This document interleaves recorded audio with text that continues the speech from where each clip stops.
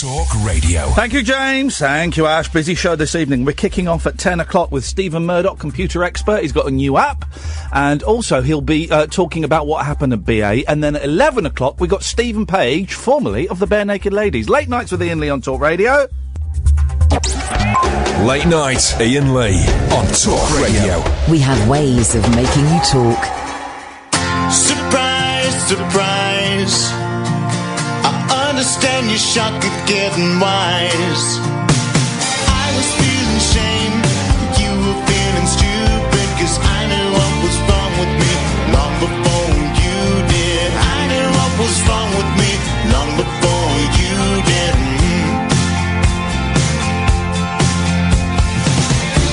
I spent my whole adult life worrying that the world would bind me up before too long. I fail, my vision starts a blurring. So just stay strong, or get strong. Surprise, surprise. Look into these never-loving eyes. You were feeling safe while I was feeling lonely. You thought that you would know me, but I wish that you would only know just what was wrong with me long before you did.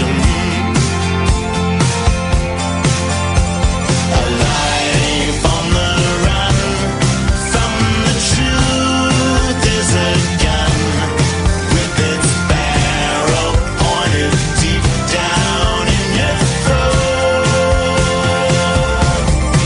And one day you'll say enough of this self-defeated stuff. One false move, that's all she wrote.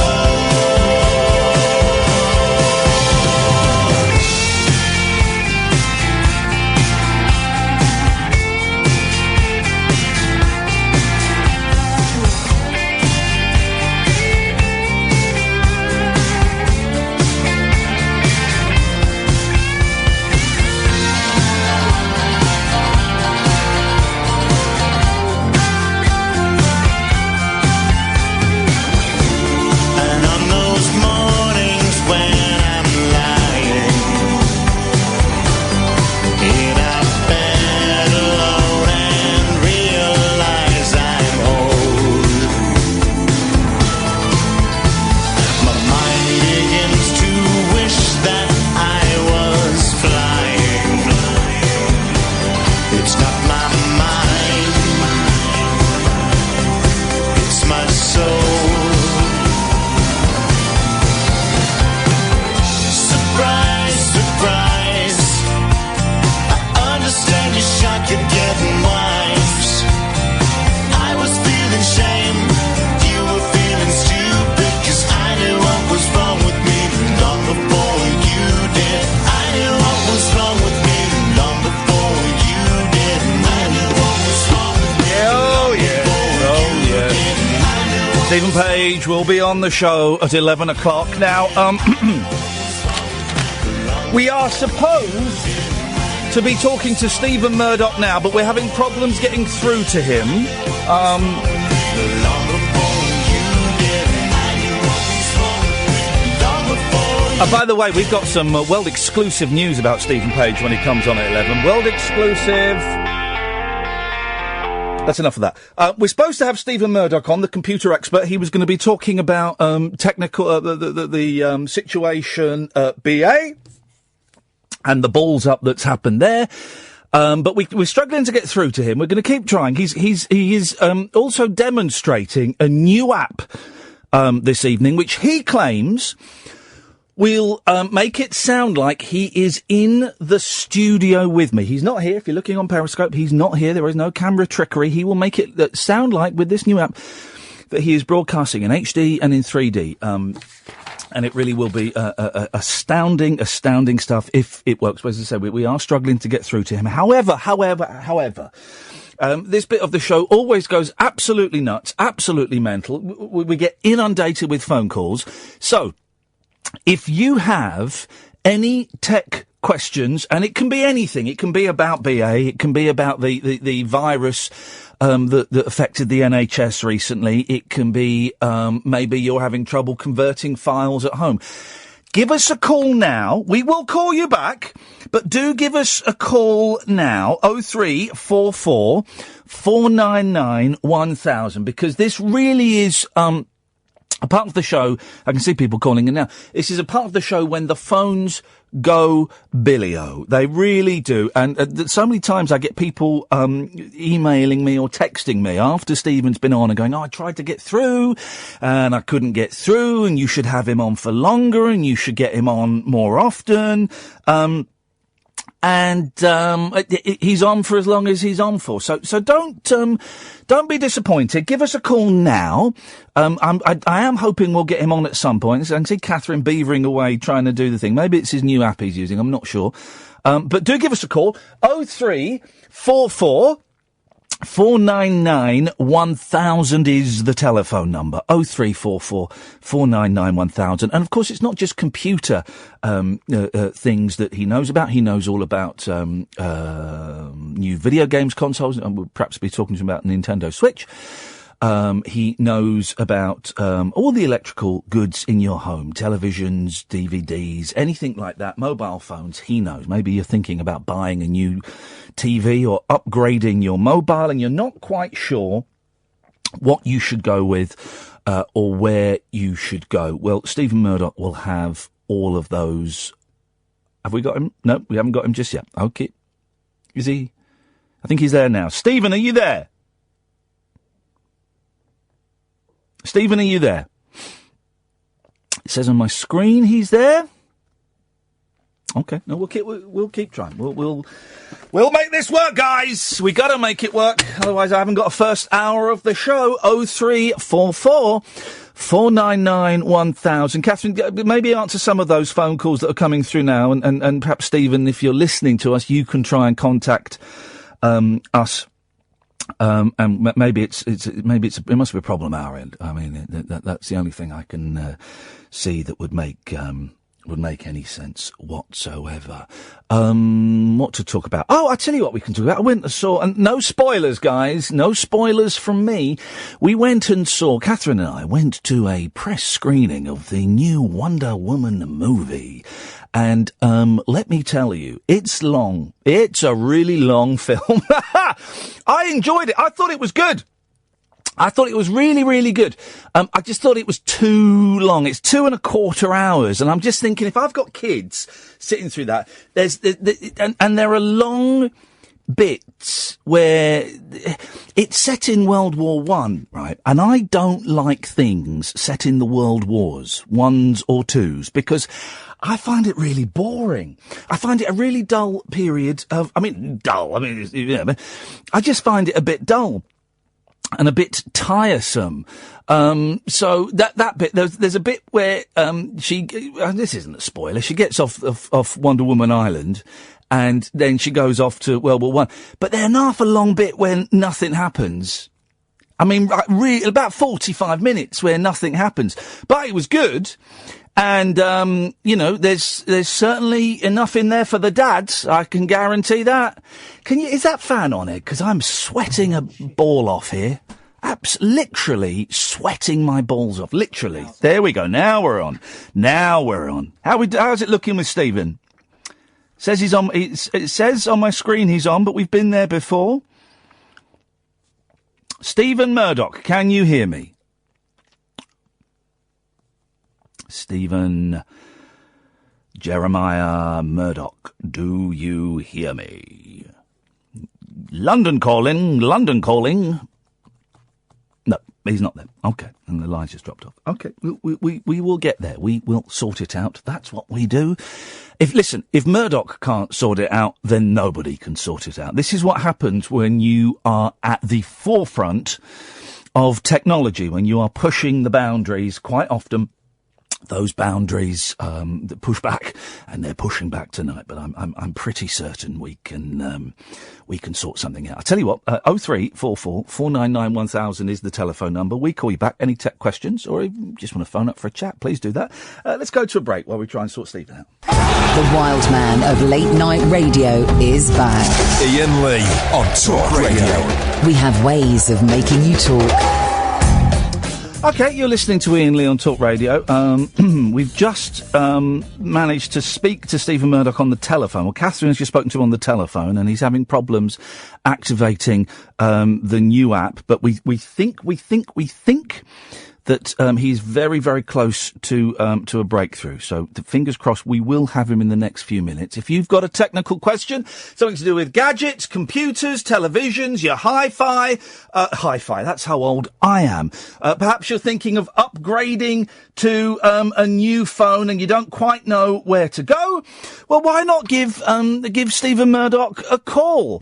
0344 499 1000. If the thing about mobile phones, they're so expensive, and you either spend a fortune on a mobile phone or you get tied into an 18-month or even a 24-month contract.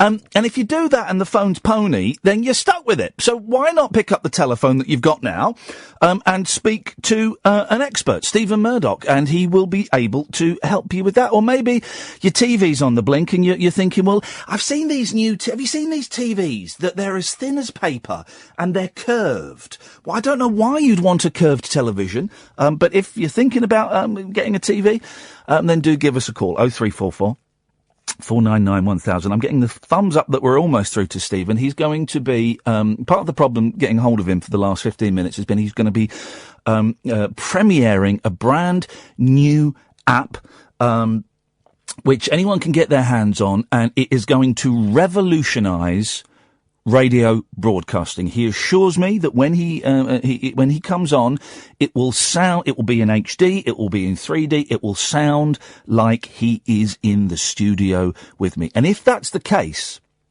that is an absolute game. We got him? Have we got him? Hang on a second. Stephen, are you there? Hello, can you hear me? Success! Success! What do you think of what we're operating here, what the system we're operating, the 4106? This is, and there'll be people, this is incredible.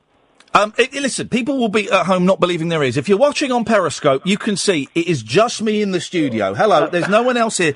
This is amazing, Stephen. Tell me about this app. I'm not in the studio. It's an app. At the moment, it's operating on a system which we're calling 4106. Yes. And I think you agree it's crystal clear that I'm not in the studio. If any, as you say, any of your listeners... I'm looking behind me, because is he... How have you done this? I thought you were behind me or something. That's absolutely incredible. How does it work, Stephen? What powers it? It's the power of being in Reading and talking down a phone. It's as simple as that. I'm in Berkshire. I'm phoning you from Berkshire. I've been at a conference. Oh, great. And I think you agree, if anybody's worried that I'm in the bedroom with them listening to this, I'm not. I'm actually in my hotel room many, many miles away Similar defence that you gave in court now. I'm teasing. Oh. But it is actually almost identical to what you said. Yeah, but that was unproven. But, the point is, it's a very good app. And this is great. And anyone can download this for their phones and basically put me out of a job. But who out of a job was that? Put me out of a job, you boffins. Well, us guys, there's been huge advances in technology over the years. I heard you talking about curved televisions, yes. The Samsung, the EU 65K, yes. the EU 55K, Samsung 40-inch, 1080p, full HD. These are all very wonderful advances in technology, and I think you'll agree that. This is where we're going. Yeah. This is where technology is going. Well, there's been lots of stories recently, Stephen, about how we're all going to be out of jobs because of the rise of the robots. And I did a show on it a few weeks ago saying, right. Embrace it. Well, in fact, you can embrace the robot with sex bots. Oh, I don't know about that. You know, I'm very lucky. I did have a girlfriend for a while, and you know, I've been dating a lot and meeting a lot of women and stuff. I wouldn't need to hire it. You know, invent something that I could have sexual intercourse with. It wasn't a proper human being. Okay. Well, let's talk about Although that's a possibility, of course. You know, the way things are going. Let's talk about the. Some of them have got. Situation. Let's focus for a second and just talk about the situation at BA. British Airways, they've had an absolute nightmare of a week, haven't they? Yes, they have. What's basically happened, they've been operating a system called NATS. Called NATS? NATS, National Air Traffic Services. NATS, yes. Which is a partly privatised service. And it was, last month, Secretary Stephen Murdoch has confirmed that the government was making a £30 million loan to this cash-strapped NATS. And that is the problem. That's where the problem of the air traffic control glitches have been. What it led to was a 2-hour glitch in the West Street in the Air Traffic Control Centre in West London, and it led to tremendous problems. Now, people were basically queuing up outside Heathrow and Gatwick, and this is unacceptable. What has happened, in fact, is a mass breakdown. And, of course, apart from the inconvenience, it's the danger element. You know, we don't want people... smashing into each other in midair. Well, if you get hit, I don't know if you ever get hit in the shin by one of those trunkies, those for the suitcases for children, which I don't think children should be allowed to have their own suitcases. No. Get hit in the shin with one of those, bloody hell, you know about it, don't you? Absolutely. I mean, you can't say anything to the parents nowadays, can you? Be hauled up in front of the beak. Yeah. I was at the shops the other day, and a child came up to me and called me. Can I say smelly poo on the? You can say that. Yeah, you can say that. Called me a smelly poo. Anyway, I turned around and I said, "Well, who do you think you are?" And the mum's had a right go at me. Yeah. And sometimes I think some of these parents, you know, I mean, I don't know whether it's... Hanging's too good for some of the parents of these kids. Well, of course they are. They've got tattoos, some of them, and they smoke. And I think that in cases like that, people with smoking tattoos who don't keep control of their children, they should have them taken off them, maybe. You know? We've got a text here. They didn't put their name on, but their phone number ends 728. It says, "It sounds crap. Skype is much better." Well, I would suggest that that's probably your radio that's making it sound crap. I would, and there's a lot of jealousy about it, and it's probably one of our competitors. Yes. If that's Barry Saunders at AWS. Yeah. I've got your number, mate. I know who that is. 0344 499 1000 is the telephone number. I don't want any industrial espionage on this show, please. We'll go straight to Milton Keynes, the heart of Great Britain, and it's Mark. Good evening, Mark. You're through to Stephen Murdoch. Hello, Ian. Hello, Stephen. Hello, Mark. How's it going? Yeah, I'm doing all right in Bletchley, in Bucks. And I'm not in Bletchley. I'm here. I'm in Berkshire. How does it sound to you? How does Stephen sound to you, Mark? Just like somebody talking down the telephone. But a lot better, yeah?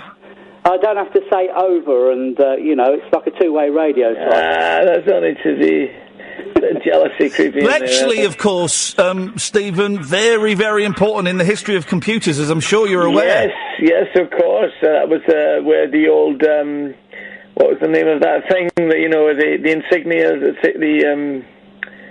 Enigma.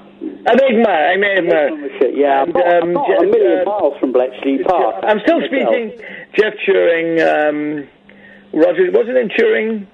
Yeah, Alan Turing. Alan Turing, of course, was a gay guy, and that had no impact on his. It's quite a nice tour if you ever come up this way and go round it. It's very good. I certainly will do that. Mark, are you a gay guy? No, I'm heterosexual. Okay.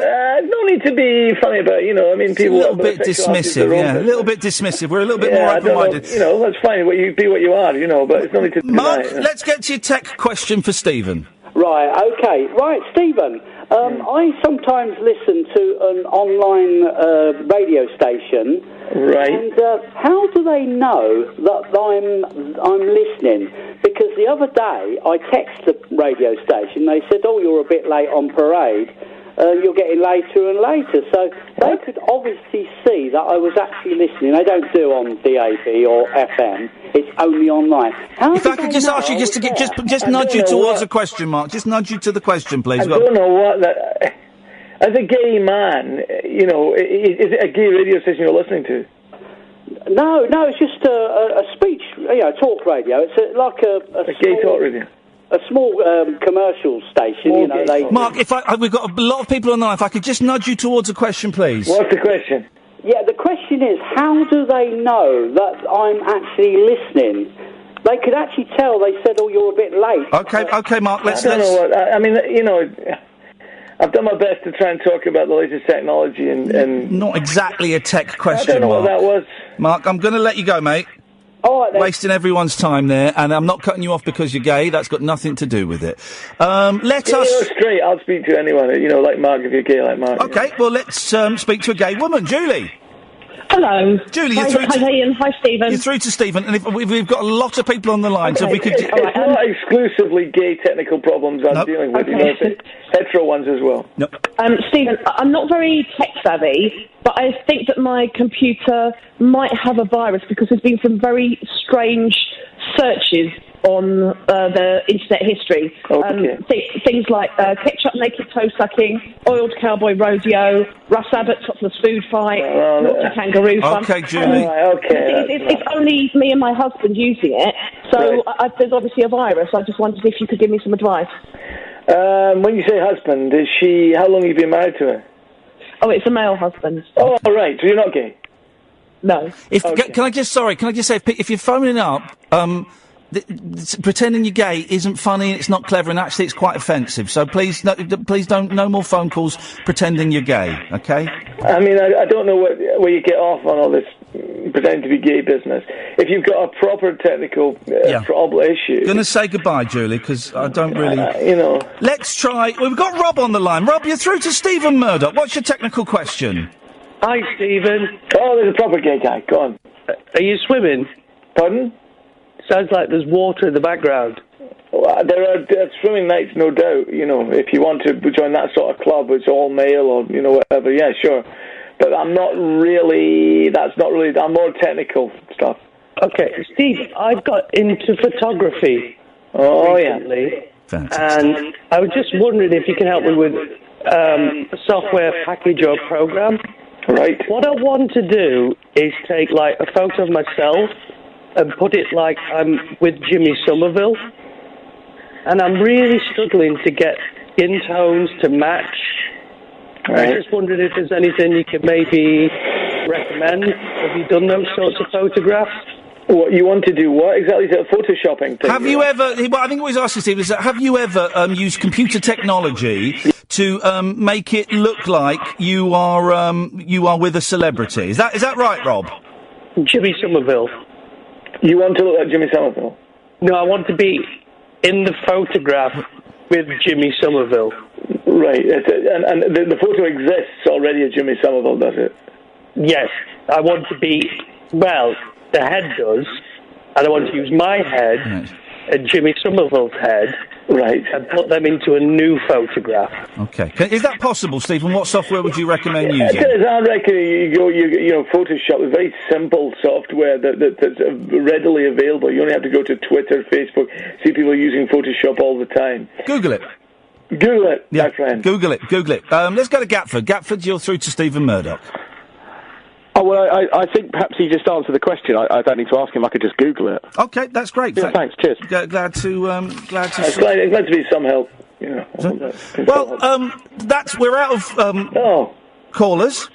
But you now listen. Here's one of the things. You know, I'm a bit of a gamer. Yes. And you did tell me you were going to let me into a little preview on what Xbox have got planned in the next 6 months. What are those guys up to? Oh dear, this was for private ears. I'm sorry. Well, go on. No one's listening. Okay.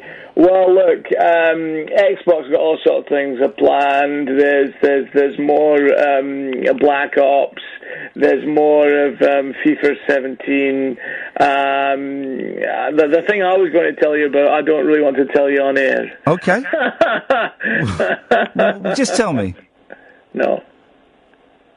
Just say it. No. Doesn't matter. Just say it. Why don't you want to say it? Which bit? Just say the bit you don't want to say. Say it. No, I can't say it. Why not? No, it's not for everyone's ears. I've got a hotline to people at Xbox, so it's not really for public consumption. Oh? Yeah. Okay. Okay. Well, same time next month? Oh, yes, please. Brilliant. Thank you very much. Happy gaming, everyone. Thank you very much indeed. He said happy gaming. That's Stephen Murdoch there. Thank you, Stephen. And that app, I don't know if it's on general release yet, but flipping it, that's me out of a job. It's me out of a job. 0344 499 1000 is the telephone number. Late Nights with Iain Lee on Talk Radio. Late Night, Iain Lee on Talk Radio. We'll get you talking. Ah, dearie me. So, normal service. A busy show tonight. 11 o'clock, we've got Stephen Page on, who you may remember popped in the studio one night, and he's doing a UK tour, and we have some exclusive news about the UK tour that nobody else has yet. Also, we're going to go and see Stephen in New York when we're in New York. Oh, I should say Newcastle. Newcastle. I don't know if we have any listeners in Newcastle. So if you are honestly, we might have zero. But I'm coming to Newcastle. Me and Katherine are coming to Newcastle on July the 9th, but ticket sales would indicate that perhaps we don't have an audience in Newcastle. So if you live in Newcastle, could you either phone in 0344 499 1000, or if you're shy Geordies, if you're shy, could you text 87222, start your text with the word talk, 25 pence plus your North standing charge, and let us know you're in Newcastle, because we are coming. The Rabbit Hole is coming to the Stand in Newcastle on Sunday, July the 9th. It's an early evening show, and we've sold like 9 tickets in a 300-seater venue. So I don't know, it's some time away, but I'm wondering if I'm starting to get cold feet. Hey, listen, if no one comes, no one comes. Or if we have to pull the plug, we have to pull the plug. I'm certainly big enough to to try stuff that doesn't always work, and if people don't want to come, then that's absolutely fine. Then we accept defeat on that front, and we look at a different front. But on Sunday, July the 9th, I'm going to be there with the Rabbit Hole. Tickets are only a tenner. And it's an early evening show, 5 o'clock. So I would say 14 years upwards would be very welcome. But there is a strong chance that no one listens to us in Newcastle. We might. Now, I know there's an audience in Birmingham, because I'm going to Birmingham this Sunday to do a show at the Glee Club. And we've sold loads of tickets for that. Absolute shed loads. Last time I'm ever doing Iain Lee versus radio in this country, we have sold bucket loads of tickets for the Birmingham show. There's still some left. Don't get me wrong. If you want to come and see me Sunday evening at the Glee Club, I'm there in Birmingham. But Newcastle, July the 9th at the Stand. I don't know. Maybe we pull it, guys. Maybe we pull it. I don't know. Anyway, onwards and upwards with the show tonight. You know the way this crazy load of old rubbish works. I sit here and I talk absolute guff. By the way, I saw someone who'd, Sensei's joined us from the other place. Hey, Simon lives in Morpeth, which is near Newcastle, and he's coming. All right, Simon, we'll see you there. That's 10 tickets we've sold. Sensei has got bored and tired of listening to The Other Place. If you've got bored and tired of listening to The Other Place, you can call in and just let us know, 0344 499 1000. I am aware that some of you are shy. Too shy to call in. French tickler, I'll come to you in a second. Some of you are too shy to call in, so you can text 87222. Start your text with the word talk, or you can tweet me at Iain Lee. But the way this show works, for the people that have come from the other place, I'm not going to sit here and slag off Muslims or slag off Syrian refugees or talk about Brexit, or talk about Trump, or talk about the general election, because you can hear that in all the other places. What I am going to do is I'm going to sit here and I'll pick some stories that I found in the newspapers. I'll tell you some of the things that I've got up to over the last 24 hours, and you are welcome to call in about them. Or, and here's the catch, here's the bit that really gets people uncomfortable and frightens some people away. You can call in right now about anything. Absolutely anything you want. 0344 499 1000. Right, that's the phone number. It costs you pennies. It's free for a lot of you. Also, you'll speak to Katherine. She'll take your name and number, and she will give you a call back. You can call in about apps. I got some stories in the paper. Story about a roller coaster. Thing about that lamb. Life tips. Angela Rippon failing a drugs test. That's a true story. And we'll talk about Wonder Woman, and we'll talk about music in a bit with Stephen Page, and find out what. But you can call in about absolutely anything you want. 0344 499 1000 is the telephone number. We call you back. The French Tickler. Hello, how are you? I'm very hot and sweaty, French Tickler. I'm very, very hot and sweaty. But I'm good. I'm trying to think what I did today. Oh, I did lots of worky I did a really good interview for a podcast, which I will let you know when that is out and about. I did an interview, online for a podcast. That was cool. I played with the kids a bit. I watched a couple of episodes of The Monkees with the kids. That was cool. Right. And then they listened to me on Radio 4, and then I went to see Wonder Woman. So actually, all in all, quite a good day. That's busy. I listened to the Radio 4 show. It was good. It was all right, wasn't it? I found out I say kind of quite a lot. Everything was kind of. But it was quite... If you missed it, do listen to the BBC iPlayer. There is a podcast with extra material in. It's me talking about the wonderful Andy Kaufman, and I sounded posh. No, it was good. Thank you very much indeed. Well. Thank you very much. What you got for us, French? I was going to ask, did I read today that you were coming to Glasgow? Well, hopefully, but the people that would put us up in Glasgow are the people that have put us on in Newcastle. And let's just say, French, the ticket sales in Newcastle haven't exactly set the world alight. We've sold 9 tickets in a 300-seater venue. So I've got a feeling that maybe they won't be so keen on booking us for Glasgow. Would that be a comedy club? Well, it would be. Why? What are you offering? No.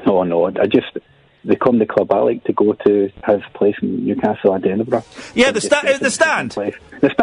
Yeah, that's the stand. That's who we're talking to, and they've been very accommodating. But yes, I mean, fair play. And here's the thing, right? Because I was getting quite down earlier on about the poor ticket sales, but then it dawned on me the whole ethos of the rabbit hole is, it's an experiment, and if bits of it don't work, if people don't pay to come and see us, well, then that's fine. You know, we learn not from our successes, but from our failures. And if we have to pull a show, cancel a show, because no one wants to see us in Newcastle, well, then, do you know what? That's fine. And Kath and I regroup and we come up with another plan of attack. Well, I'd be really looking forward to if you're coming to Glasgow. Well, let's keep our fingers crossed. I want to come and do at least one show in Scotland somewhere. I mean, Scotland's massive, but and if these venues don't work, then we might. How big's your living room? You could get 20 or 30 in, I would think. There we go. Stay in touch. You could come up here. You could bring your equipment. It'd be excellent. Well, keep in touch, French Tickler, you never know.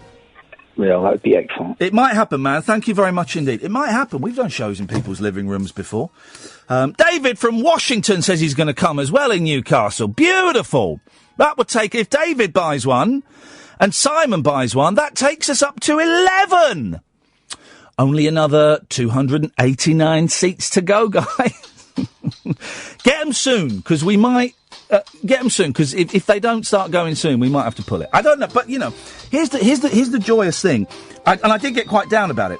earlier on. Did get a little bit down about it, but the rabbit hole has always been an experiment. It's been a punt. It is us having a go to see if we can pull this off, and if we can't, and if people don't want to come, then fine. We'll think about doing something else. God damn it, we're playing New York on June the 15th. We've sold 2 tickets. We're almost as popular in New York as we are in Newcastle. Who'd have thunk it? 03444 991 is the telephone number if you want to give us a call. Let's go to CJ. Good evening, CJ. Good evening, Ian. Good evening, CJ. I've had a bit of a bad day, and I just wanted to bring in and talk about it. What's happened? Well, last week we set up a memorial in Stockport Town Centre. I'm going to gently fade out the Gurney Slade theme tune as we're going on to a slightly heavier subject. It's all right. No, I know, but some people take offence at silly things like that. To be fair, I enjoyed it. I was enjoying that background. It's a nice bit of music. Go on, so what happened? So you set up a memorial? We set up a memorial in the town centre. Yeah. And it went from just me and my friend leaving about a few flowers there. Yeah. To turning into an absolute sea of flowers. The whole thing's covered now. Yeah. And I've had lots of reports coming into me today that people are actually stealing the teddy bears from that memorial. Oh. Yeah, it's a heavy one now. Well, hang on a minute. Okay, let me try and get my head around this. Now, so you've had reports of this, you've not seen this yourself? Not yet, but I've had 2 separate people get in touch with me about it. And what have they said? What, they've seen people taking the teddy bears, or they've just rocked up and some of the teddy bears are missing? No, they've seen people taking the teddy bears, but they said they didn't want to do anything about it because they felt intimidated. One wonder, what would have happened to those teddy bears anyway? Well, I've just wrote about this on my personal Facebook, and we've just come up with an idea to take the teddy bears to Stepping Hill Hospital, to the children's ward. Yeah. To donate to them guys. So... Are you allowed to do that? Because I remember when I did stuff at Great Ormond Street, they get really funny about what they allow in the woods. Because you're not allowed to take flowers into hospital now. No, really? Yeah, you're not allowed to take flowers. Certainly in the ones that I've been to recently, because they have germs on and stuff. They can... Wow. This is them trying to stop, like, the MRSA and all of that stuff. And teddy bears, because they are soft, they can absorb germs, right? So you can take things like... Fisher-Price toys and plastic toys, because you can wipe them down with a wet wipe and disinfectant. Yeah. But the teddy bears, because they're soft, and I don't know, maybe your hospital is different, I don't know, this is, check. But they can absorb germs, and if they've been outside, then they would have been rained on, and they'll have exhaust fumes and... Oh, but this is another part that's happened that it's strangely, weirdly made me smile. It's been a weird week, but on Saturday, I met someone at the pub, and we've been getting on really, really, really well, if you get what I mean. She messaged me before saying, listen, here's what we'll do, CJ. Meet me tomorrow. We'll take the teddy bears, we'll wash them all, and then we'll take them to the hospital. Yeah. Okay. All right. Well, maybe the people taking the teddy bears are scumbags. Yeah. And maybe the people taking the teddy bears can't afford teddy bears for their kids. Yeah, maybe. Maybe there's that. Maybe there's that. Yeah, maybe. And I think it's... I wouldn't do it, but I think it's maybe different from if the teddy bears were on a grave, for example, that's a slightly different thing. Not that I'm condoning it, and I certainly wouldn't do it, and but that is slightly different from taking them from an open, spontaneous memorial. It's interesting you say grave, because guess what I was at this morning? Hang on, let me think. At the milk depot? Was it? No, I was at a funeral this morning. Oh, man alive. How was that? It's been one of them. It's a weird one, because I left actually feeling less upset and more angry, because in the service, it was a quite religious service. Yeah. And it was all about thanking God for giving us life and blessing us for being here. Yeah. And I know it sounds a bit... I don't know if it's twisted, but I thought to myself, if God was real, and if he is real, why would he give someone like that cancer? And why was she... Up yours, God, is kind of my attitude to all of it. Up yours. I see my mum, who's done nothing but being a good person, who's had the last 26 years of her... Well, the last 30 years of her life ruined by having an idiot for a husband and then getting ill. Where's the justice in that? She's a good woman. Where's the justice in that? Same God? with her, she was the same. She was such a caring person. She did so much for charity and other people. I swing back and forth from thinking, yeah, maybe, to thinking, nah. And if there is, right now, today, after the kind of week or so, up yours. Yeah. I mean, I've been with some of the survivors from the attack last week, and some of the stories they told me it's horrendous. I bet. Hey, the speed with which they've put together that pop concert to raise money for that's amazing. And I honestly, you know, if Ariana Grande had said, you know what, I'm never going back to Manchester, or I'm never going back to the UK, or I'm never going on stage again, I would have thought, yeah, fair play, girl. You know. But the fact that she's going back 2 weeks after it, absolutely, that's incredible. Good for her. That's what's happened. You know, some of the bad side of humanity has come out. But and what a lineup they've got! Take that. Her, is Justin Bieber doing it? I read Justin Bieber's doing it. Coldplay. I don't like Coldplay, but they're huge. I think they're terrible, but they're huge. There was another really, really big. It's a ridiculously good pop lineup. Yeah, it is. I hope they raise absolute shed loads, and again, it's two fingers to the god, whatever colour your god is, whatever name your god goes under. This shows that people can pull together and, I don't know, sort something out. CJ, listen, it's good to talk to you. I hope your day improves. I hope your week improves. 0344 499 1000. Late Nights with Iain Lee on Talk Radio. The wild man of late night radio is back. Iain Lee on Talk Radio. We have ways of making you talk. 0344 499 1000 is the telephone number. The Daily Mail are desperately. By the way, you can listen to us online on talkradio.co.uk. You can listen on DAB, and for God's sakes, download the Talk Radio app so you can listen to me on the go. And please, for the love of all that is holy, you don't know what you've got until it's gone, guys. So just if you've got friends, which I know is unlikely if you're listening to this, but if you've got friends, then tell them about this bloody show, please. We need to get more people listening, otherwise it's game over. The Daily Mail.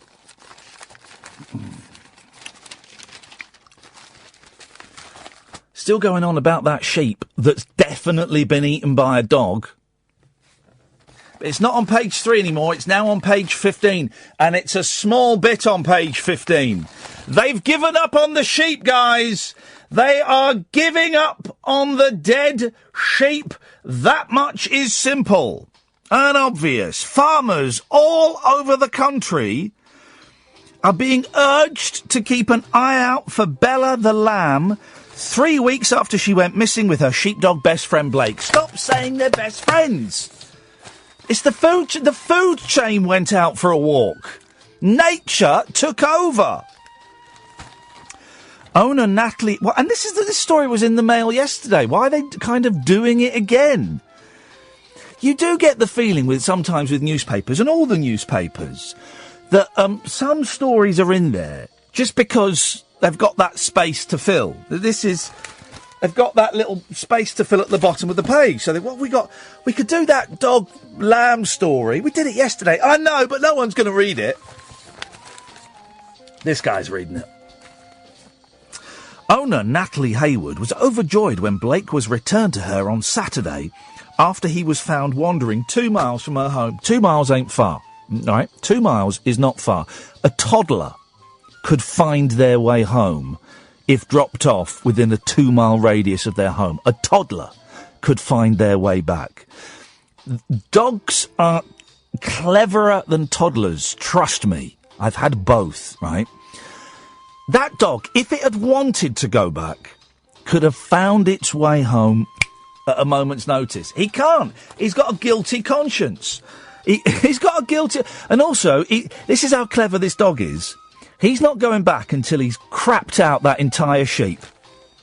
When he turns around, when he's done a poo and he turns around and sees there's no wool in it, he'll go, right, it's time to go back home now. She said she has not given hope of finding Bella, now 8 weeks old, whom she took in after the lamb was abandoned by its mother. She believes Bella may have been picked up and put in a field with other sheep. Come on, guys. Come on. This is such nonsense, isn't it? The mother of two, 22, said, I definitely believe Bella is still out there. We are appealing to farmers both nearby and further afield. It's obvious she is no longer in the woodland where she went missing. She could have been picked up and taken anywhere in the country. Jeez. It's not like... how many people are driving down a country lane and go, flipping it, look, there's a lamb. We'll have that. Saying that, Kath nearly stole some kittens today. Kath, come on the microphone there, and you nearly, and I had to talk you out of it. You were going to... You were telling me to get in there. Well... I still might steal them. Go, where are they? Well, no, don't say where they are, because this lot will go and kill them and then make love to them. Oh. Why did I've you nearly... seen them a couple of times. Yeah. Well, I saw one little black... Oh, my goodness, so cute. Little black kitten. Don't think the black thing's got anything to do with it, so I'm not sure why you mentioned that. Carry on. Bit racist. Carry on. It's cute. Well, you can't say blacks are cute. That's a bit... I can say this black kitten is cute. Okie-dokie. Right? And I'd seen it before, and I told my daughters about it. I said, if I see that little black kitten again, I think I might bring it home. Uh-oh. They got quite excited about that.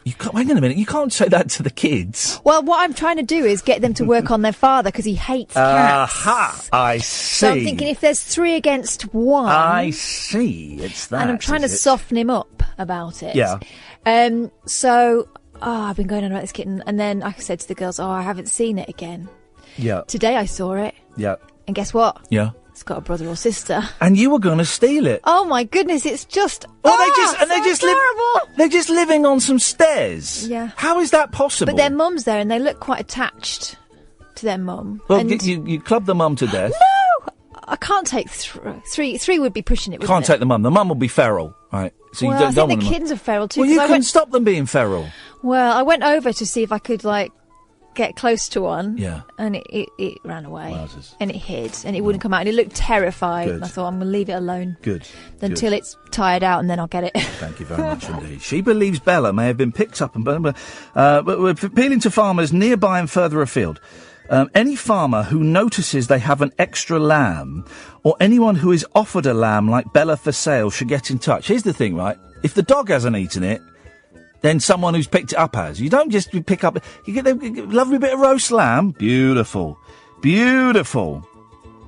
The appeal is being made through farming websites and publications. Bella is described as a mule sheep with a red-purple birthmark on the inside of her groin. Who's going to go around looking at lambs' groins unless they're sizing it up for the kill? For a bit of lunch? I don't quite know why the Daily Mail is milking that story. I mean, well, that's what they choose to do. Good luck to them. 0344 499 1000 is the telephone number if you want to give us a call. Stephen Page is coming up just after 11. Now. Stephen is doing a tour of the UK. He's playing. Where's he playing? Luton, Portsmouth, London, Birmingham, Manchester, and two shows at Glasgow. And this is all in October. Right? And it's him.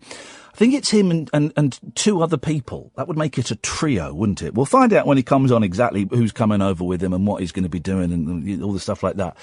I'm going to go and see him in Luton because it's a great club, the Bear Club, where I did a show there a couple of months ago. Absolutely stunning place in Luton. I know, who'd have thought it? In Luton. It's a great place. When Stephen comes on, dear listener, we have a world exclusive bit of news to break as well, which is very, very exciting. And also, me and Kath are going to see him in New York on Thursday, June the 15th at the City Winery. And tomorrow, I must pull, because I keep thinking New York's 3 or 4 weeks away. It's 2 weeks away. It's less, is it? If I got that right, isn't it? It's less than 2 weeks away. So I better start finalising all of the guests. Honestly, I thought we had 3 or 4 weeks. It's less than 2. So tomorrow I need to spend the day emailing Richard Bacon and John Ronson and Steve Guttenberg and Imani Coppola. I mean, we'll have to... Imani's going to forget, we're going to knock on her door and she'll go, who are you guys? Imani! And I need to listen to a show that hopefully we're going to be simulcasting from WFMU. We're going to be guests on there, and you'll get to hear that show as it goes out. But I need to listen to that tomorrow to make sure it's kind of suitable and it's appropriate. But New York is looking very, very exciting. We've had confirmation from the pizza restaurant that we can do the show from there. I sent them a really long email going into great detail about what we needed, and he replied, yeah, sounds great, look forward to seeing you. That was it. That was his reply. Beautiful. That's the New York attitude. None of this. If we were writing to a place in London, it'll be, yeah, okay, but how many plug sockets are you going to need? Exactly what time? But bloke just went, sounds great, see you then. Beautiful. We're just going to rock up there on Monday, the Monday in New York, and go, hello, mate. We're Ian and Kath. We're doing, yeah, you're over there in the corner, guys. Then you order food by the weight. I'm not even hungry, right? Because I've eaten well this evening, and I am salivating at the prospect of going in there and ordering food by the weight. So we've got a place for the Monday show, place for the Tuesday show, and a place for the Wednesday show. Wednesday we're doing it from another radio station, WFMU, which I'm thrilled about. Haven't got anywhere for Thursday or Friday yet, but I'm not that fussed. I'm quite happy to spend Tuesday traipsing around New York, knocking on doors, going to cafes and things and saying, can we come and do a radio show here on Thursday? I'm quite happy to do that. Well, worst comes to the worst, we can always use one of the hotel rooms. We can do it in there. That's a real last resort. But if we end up doing that once, that would be okay. I'd consider it a little bit of a failure, but that would be okay. It's going to be an action-packed show, completely unlike the shows we're doing here, but with an element of stupidity and silliness. Dear listener, go and make your warm drinks, get into your pyjamas, climb into bed, get your friends to climb into bed with you and gather round, because after 11 o'clock, we are joined by one of my favourite people in the entire world, formerly of the Bare Naked Ladies. It'll be Mr. Stephen Page. Late Nights with Iain Lee on Talk Radio. Late Night, Iain Lee on Talk Radio. We have ways of making you talk.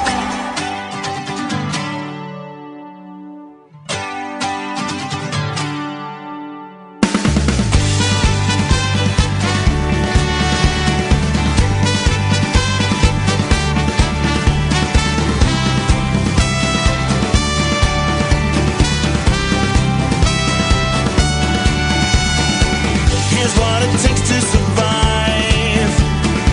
Saturday's fever means you're staying alive. Of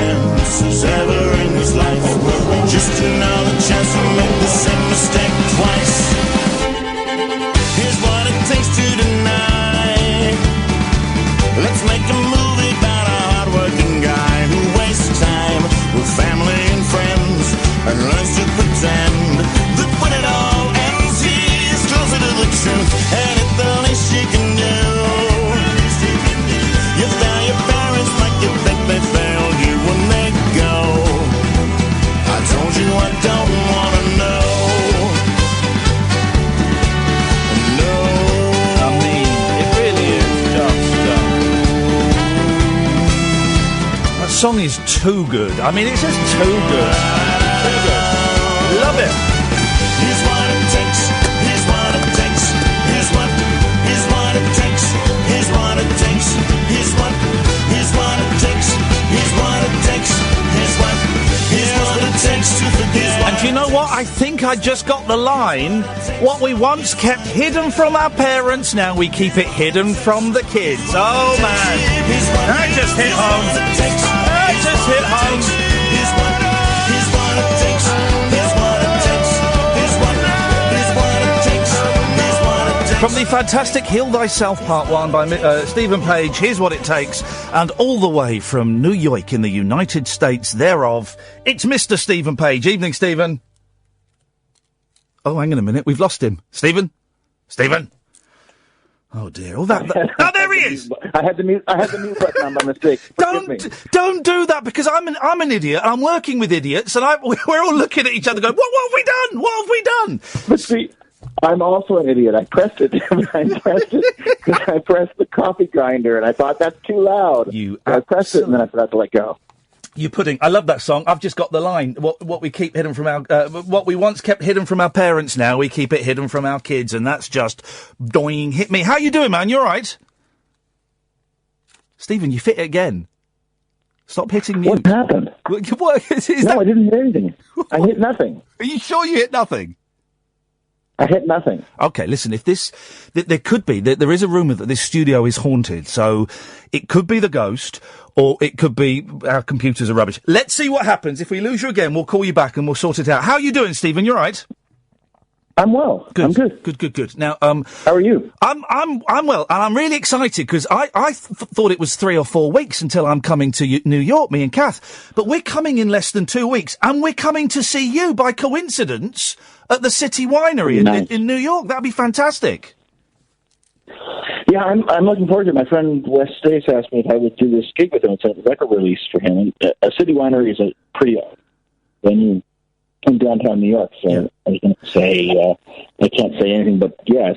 And then I thought, I know that Iain and Kath are coming, so even better. Beautiful. We cannot wait. One of the great thrills, and it feels, even as I'm approaching 44, it still feels ridiculously exciting and a little bit naughty seeing concerts in other countries. And I don't know why. You know, I see concerts here, and I took my boys to see the Beach Boys and all kinds of stuff. But seeing concerts in New York, there's something very glamorous about it.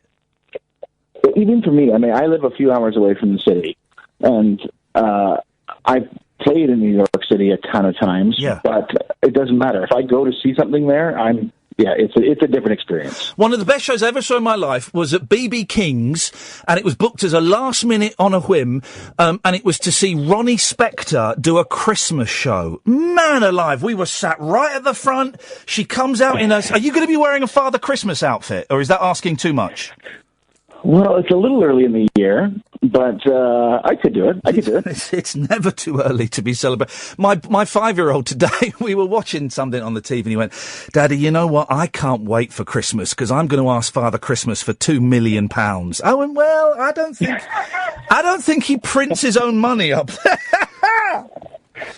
Listen, how does he actually? You know, some of those things that are really cutting edge technologically that he delivers. I think he must have an in, like an illegal in. You know, he's got somebody on the inside of the factory who steals the stuff. How is he? Well, I mean, I don't want to libel Santa, but yeah, how the hell is he making Nintendo Switches and Xboxes up there? Exactly, he's not. He's got some kids on the inside of the factory who trade him for. I don't even want to guess what he's trading for. We have to say, for legal reasons, because I don't want to get sued by Santa or any of the elves, I'm sure that Father Christmas's business in the North Pole is 100% legit, and I'm sure that none of the elves pass on favours to get technological advancements. Now, listen. At long last, you're doing your first ever tour of the UK, your first ever solo tour of the UK. When was I know you came over here earlier in the year and you did the show in, was it Regent's Park you did the little show? Yeah, I came by the studio to talk to you, and then ended up doing about an hour in Regent's Park one Saturday. And amazing. Tons of people showed up. It was. We were up in Edinburgh and we saw the video of it, and it just looked... Oh, it looked wonderful. Just people sat around in a semicircle, a drunk man, I think, with an accordion coming to join in and getting a little bit arsey, as they do. When was the last time you toured over here with the Bare Naked Ladies? That was quite a while ago, wasn't it? It was 10 years ago. Wow. I can't get my head around, but it was 2007. Wow, that is incredible. So it's too long ago. Okay, well, Way too long ago. it's happening now. I've got the dates here, and we've got an exclusive announcement in a second. But the dates so far, and they're all really nice, kind of intimate venues. I know you're playing at the Bear Club in Luton, and now I warn you now, Stephen, Luton is not the greatest place in the world. But the Bear Club you're playing at is absolutely stunning. They've put a lot of time and effort into it. The tour, you've got dates from Wednesday the 25th of October through to the 2nd November. There's Luton, there's Portsmouth, there's London, there's Birmingham, Manchester. There's King Tut's Wawa Hut in Glasgow. You've got 2 dates at. And do you want to make the announcement or shall I? You have it in front of you, so you go right ahead. I do have it.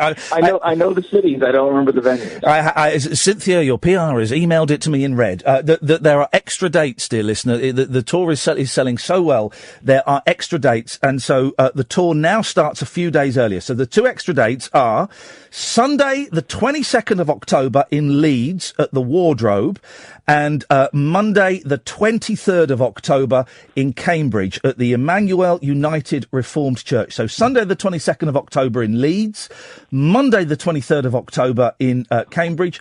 All of the dates at stephenpage.com. And I tell you what, we have got 2 tickets to give away for Leeds on Sunday, the 22nd of October. We can do this now, we're not the BBC. If you want them, first person to phone up. There's no point in doing a question because whatever question you set, they'll know the answer. First person that phones up and says, yes, Leeds, 22nd of October, I want them, 0344 499 1000, then you can have them. It's as simple as that. Who's coming over with you, Stephen? What? It's a band, isn't it? Yeah, this is the Stephen Page trio. So it's basically the 2 guys I've been playing with the longest.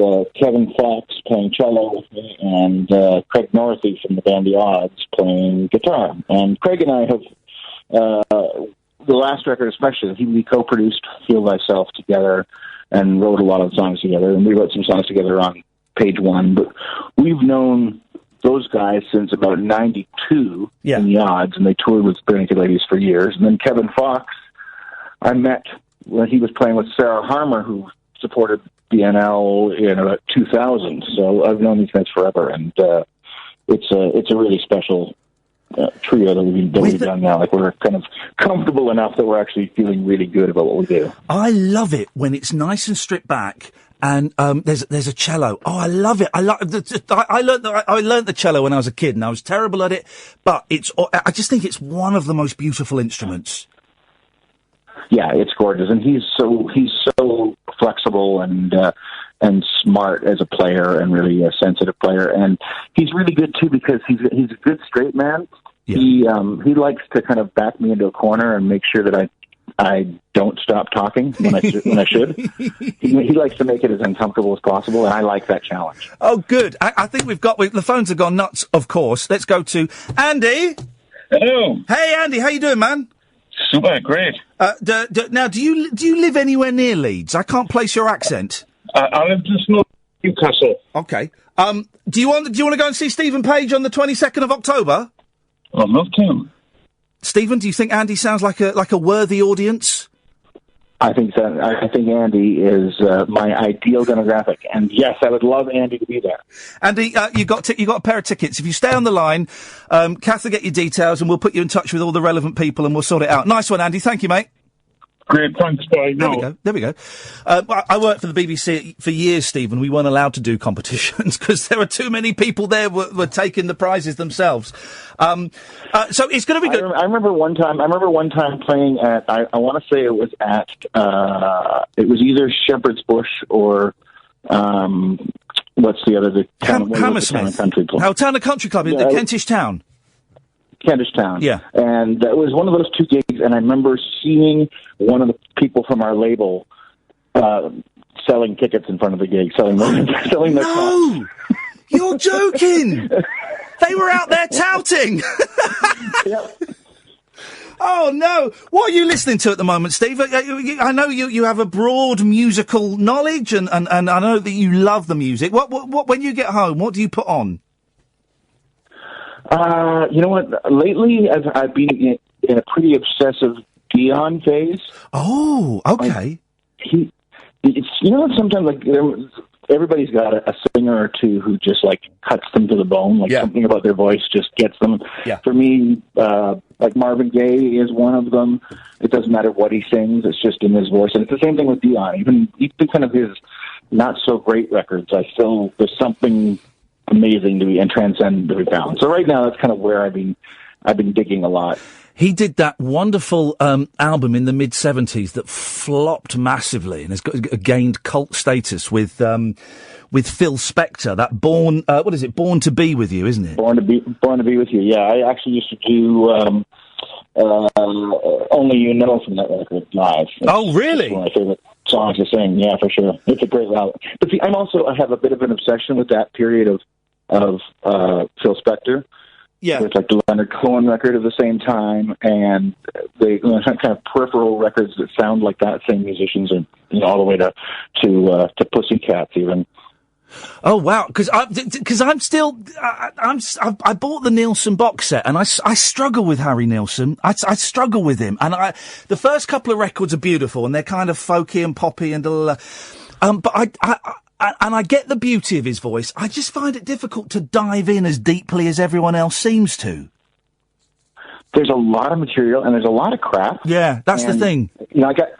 I kind of discovered Nilsson, apart from the stuff that I knew, like The Point or Coconut or whatever else, that I knew as a kid, in the early 90s. And when we come over to the UK, I would buy CDs there because there was nothing available in North America. But those first bunch of records are amazing, especially the one that's the mix of two albums. Oh yeah, he went back and kind of remixed them and edited it and sped some up and stripped some back and put them as a sort of a new album. Right, and I think that's just incredible. However, Pussycats to me is like one of the most heartbreaking, hard to listen to albums because you can hear. He just destroyed his voice, and it was never quite the same after that record. That's the one he did with John Lennon, isn't it?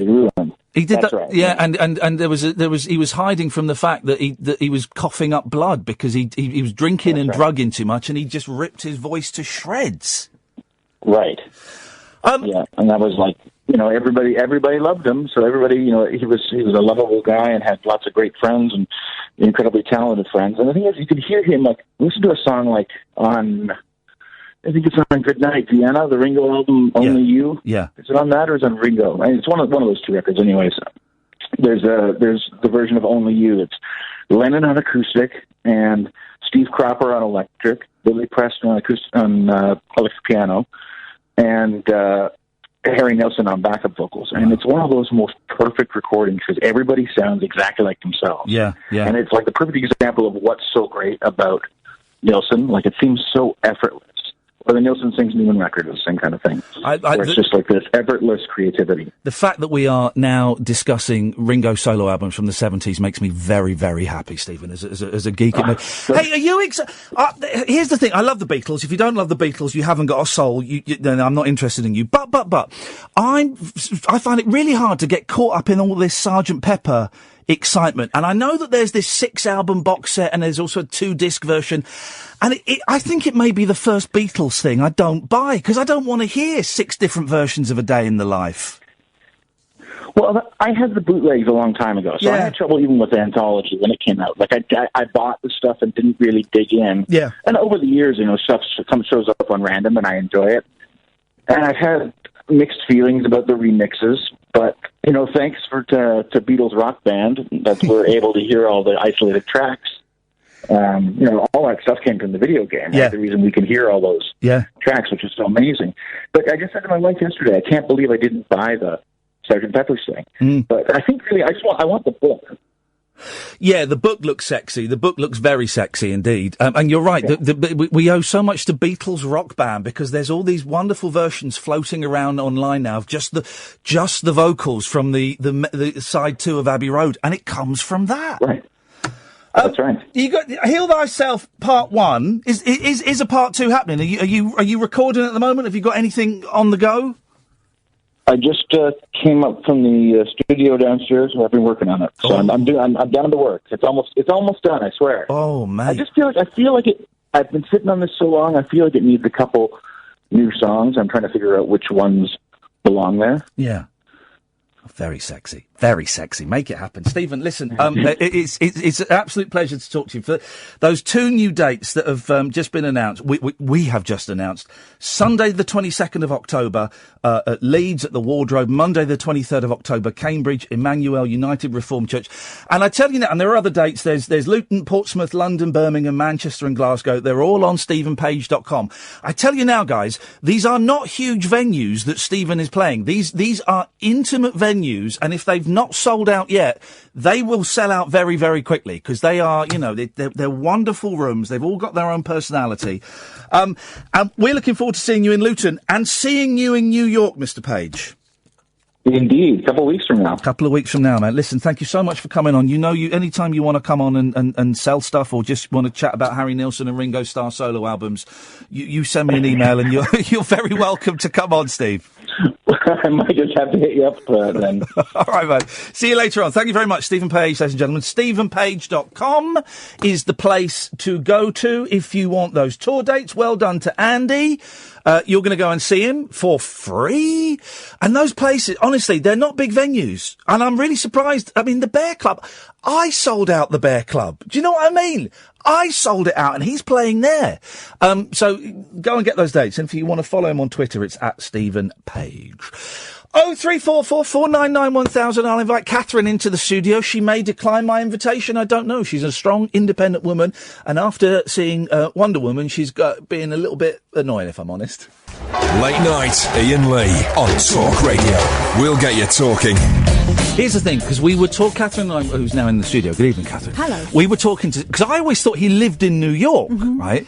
And so when we were planning the trip to New York ages ago, I said, well, we could always ask Stephen Page because he lives in New York. Yeah. And we kind of ummed and ahed. And then I just thought, sod it, I'm going to send him an email. And he went, yeah, no, not a problem. I live about 4 hours out of New York, but I'll drive down. And I went, oh no. Terrible. Yeah, I went, oh no, mate, no, honestly, don't. I for some reason I thought you lived there. So no, please don't. That's very. He said, no, it's not a problem. I'll make sure I've got some business or something. I'll arrange it so I'm doing business and I'll come and sit with you guys for an hour. And we're like, and I felt really guilty. And then he got in touch and said, oh, actually, I'm doing a gig in New York on one of the days you're there. Would you like to be my guests of honour? Yes. Yeah, we can fit you in. Yes, please, sir. Yes, please. So that's on the Thursday, the 15th. We're in New York. We're doing a rabbit hole in front of 2 people. Then we'll probably, we'll arrange it, but then we've got to do our radio show. Then we'll go and meet Stephen. Then we'll see a gig. And then I don't know what will happen. We could take the 2 people to see him. We could do. We could do. There is. Have you seen? Here we go. This is the phone in tonight, dear listener. Gigs that you've seen abroad. 0344 499 1000 is the phone number. They can be gigs that you kind of wandered into, that you travelled abroad to see, or you were there and you walked past the poster and went, flipping heck, Bob Dylan's playing tonight. Do you fancy that? Have you seen any gigs abroad? Only. I went to Tanglewood. What? Tanglewood. It's a big. It's the Boston Pops Orchestra. Oh, yeah. Yes. We were in New England. My dad managed to swing a jolly where he took the family, and it was all about taking your family on a budget. Yeah. Okay, because he's for the papers. Yeah, he was for the writing paper. And we went whale watching. We went to Boston. We went to Martha's Vineyard. Went all around these and we were staying in old whaling captains' cottages and stuff. Yeah. It was amazing, actually. And I was getting to the borderline of not wanting to go away with my parents anymore. Yeah. But I made an exception on that one. Those days are long gone. When I was at another radio station, we only had the one kid, and we got a free weekend in Dusseldorf, I think it was, or Cologne, because it was sponsored by Eurostar, and so all I had to do was record a couple bits on my phone, going, "Wow, this Eurostar is bloody good. It's really fast, isn't it? It's lovely." Oh, we're in Germany now. There was nothing to do there actually. It was a bit of a rubbish weekend because the boy was. It was a year, I think, and there was nothing to do. But Dusseldorf's just a kind of industrial town. I don't know if it was Dusseldorf. Anyway, it was a town in Germany, and I didn't even get to do my only German sentence in Entschuldigung, bitte, wie komme ich am besten zum Bahnhof? I didn't get to do any, and it was a bit. I think we had a big argument there as well. Anyway, so it was a bit. But those days are long gone. Of do you want to go on this jolly for a weekend? You just need to write 2,000 words, or you just need to record 5 minutes. Yeah. They're long gone. Unfortunately, nowadays it's I'm going. Can I write something? But gigs abroad, I say the Ronnie Spector Christmas show was BB King's is one, and we made a point of getting there early, so we were right at the front of the queue, and they just let us in, and they just sat us down and this couple thought they'd bagged this table, but every seat was taken, so we just sat literally on the front row, leaning on the stage, and Ronnie Spector comes out, does loads of 60s stuff, then she has an interval, and she comes back dressed as a sexy Santa and does like pretty much the entire Phil Spector Christmas album. It was incredible. We came out and it was snowing. Beautiful. Perfect. We did that. I went and saw the Monkees a few times abroad on my own, and here's the thing, and there's a line from the Talking Heads film, written by David Byrne from Talking Heads, and he says, whenever I get to a new town, I'm misquoting it terribly, whenever I get to a new town, I look at all the things that are different. The colour of paper, the thickness of the air. And it's like that whenever you go to a foreign country, paper looks different. Do you know what I mean? Because it's different light, and it's the climate feels and everything feels different. And that novelty, the older I get, that goes now within a couple of hours. Yeah. When you're a kid, that lasts the whole holiday. Do you remember when you were a kid and your first sort of holidays abroad, Spain and places like that, when you'd step off the plane and the heat would hit you, but also the fact the air tasted thick, like milky? We only ever had one holiday abroad because it was still, I'm significantly older than you, and we went. When I was 8, we went to Spain, and that was it. And it was horrible. It was horrible, really. We went with the bloke who looked like Roger Daltrey. 0344 499 1000. Here's a great... bands you've seen abroad. Ian, I saw Slade in Prague on a stag do last October. I say Slade, this was Don Powell and some random bloke fronting it. It was shit. Say what you mean. Apologies for the bad language. It's a yellow card for myself, and that gave it the full emphasis, I think, really, as to what it was. But there is something, the fact that the tickets are in dollars, the fact that whenever you'll notice this when we go to New York, I'm going to be playing full Hugh Grant. Excuse me, I'm terribly sorry. I was wondering if you knew the way. I'm going to be doing the full weddings and a funeral because I love it. And the fact that the merchandise is in dollars, and the fact that people will go, oh, you got an English accent, yeah.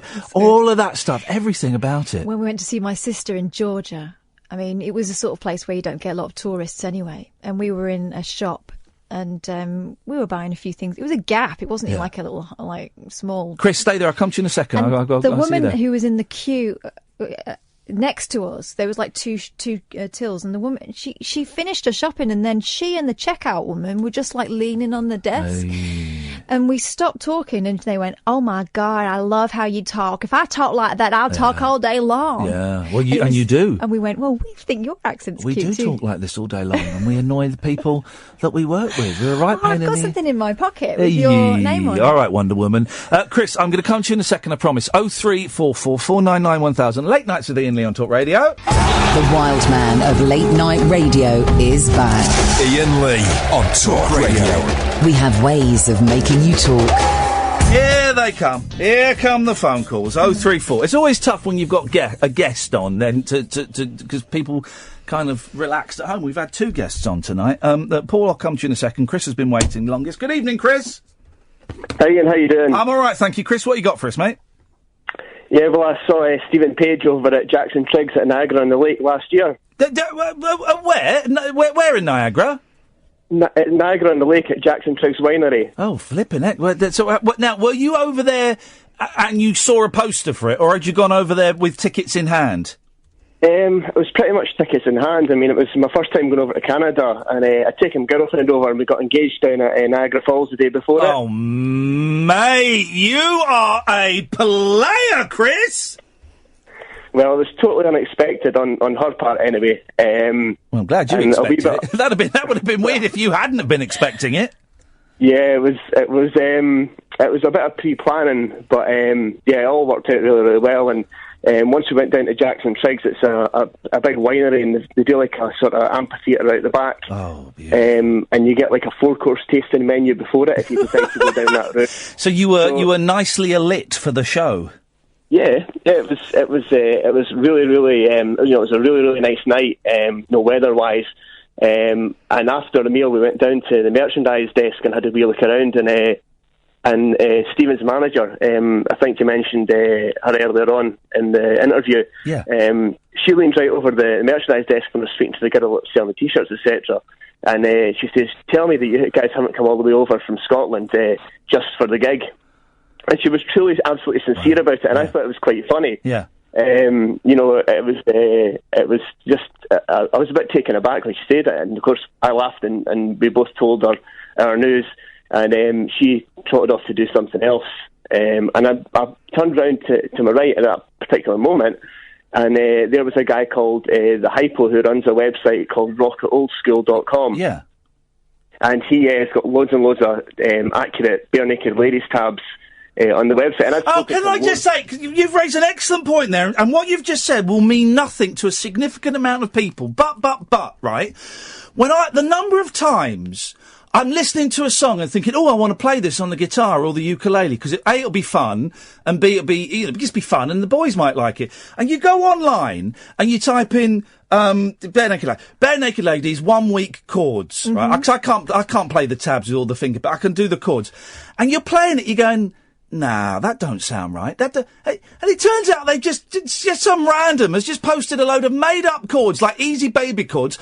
So it's completely wrong. There's a book, there's a famous Beatles book, and everybody had it in the 80s and the 90s. I think it's called The Complete Beatles Songbook, right? And it's beautiful, because it's all psychedelic pictures, it's all wonderful, wonderful pictures, all the Beatles songs, they're all in the wrong key. They are, because you get it, you think, I can play Help. Then you try playing along to the record Help, and it's completely different. Sorry, Chris, you just touched a nerve there, Chris, and I felt activated. I'm calming down now, thank you.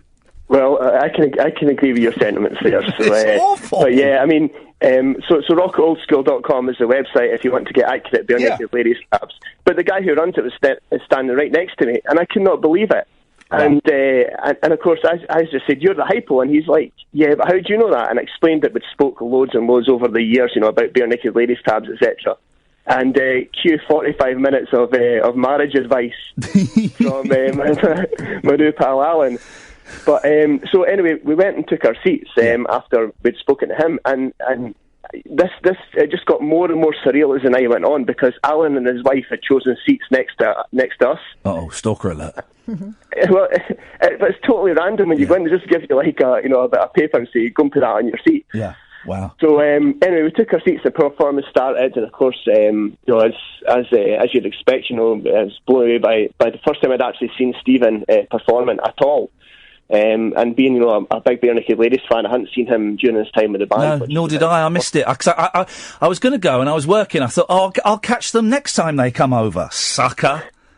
Yeah, well, I used to crew a band called the Grim Northern Social, who were from Glasgow, and my time was kind of, taken up pretty much working with them, and before I knew it, the announcement that Stephen had left the band, and I was like, I've missed it, so there's This is why I've taken a couple of nights off from this show to go and see bands with my boys, because of that Stephen Page Bare Naked Ladies gig that I missed, and I've vowed now that I'm gonna see bands, particularly if I'm taking my kids. I'm gonna go and see them, because you just don't know what's around the corner with your favourite band.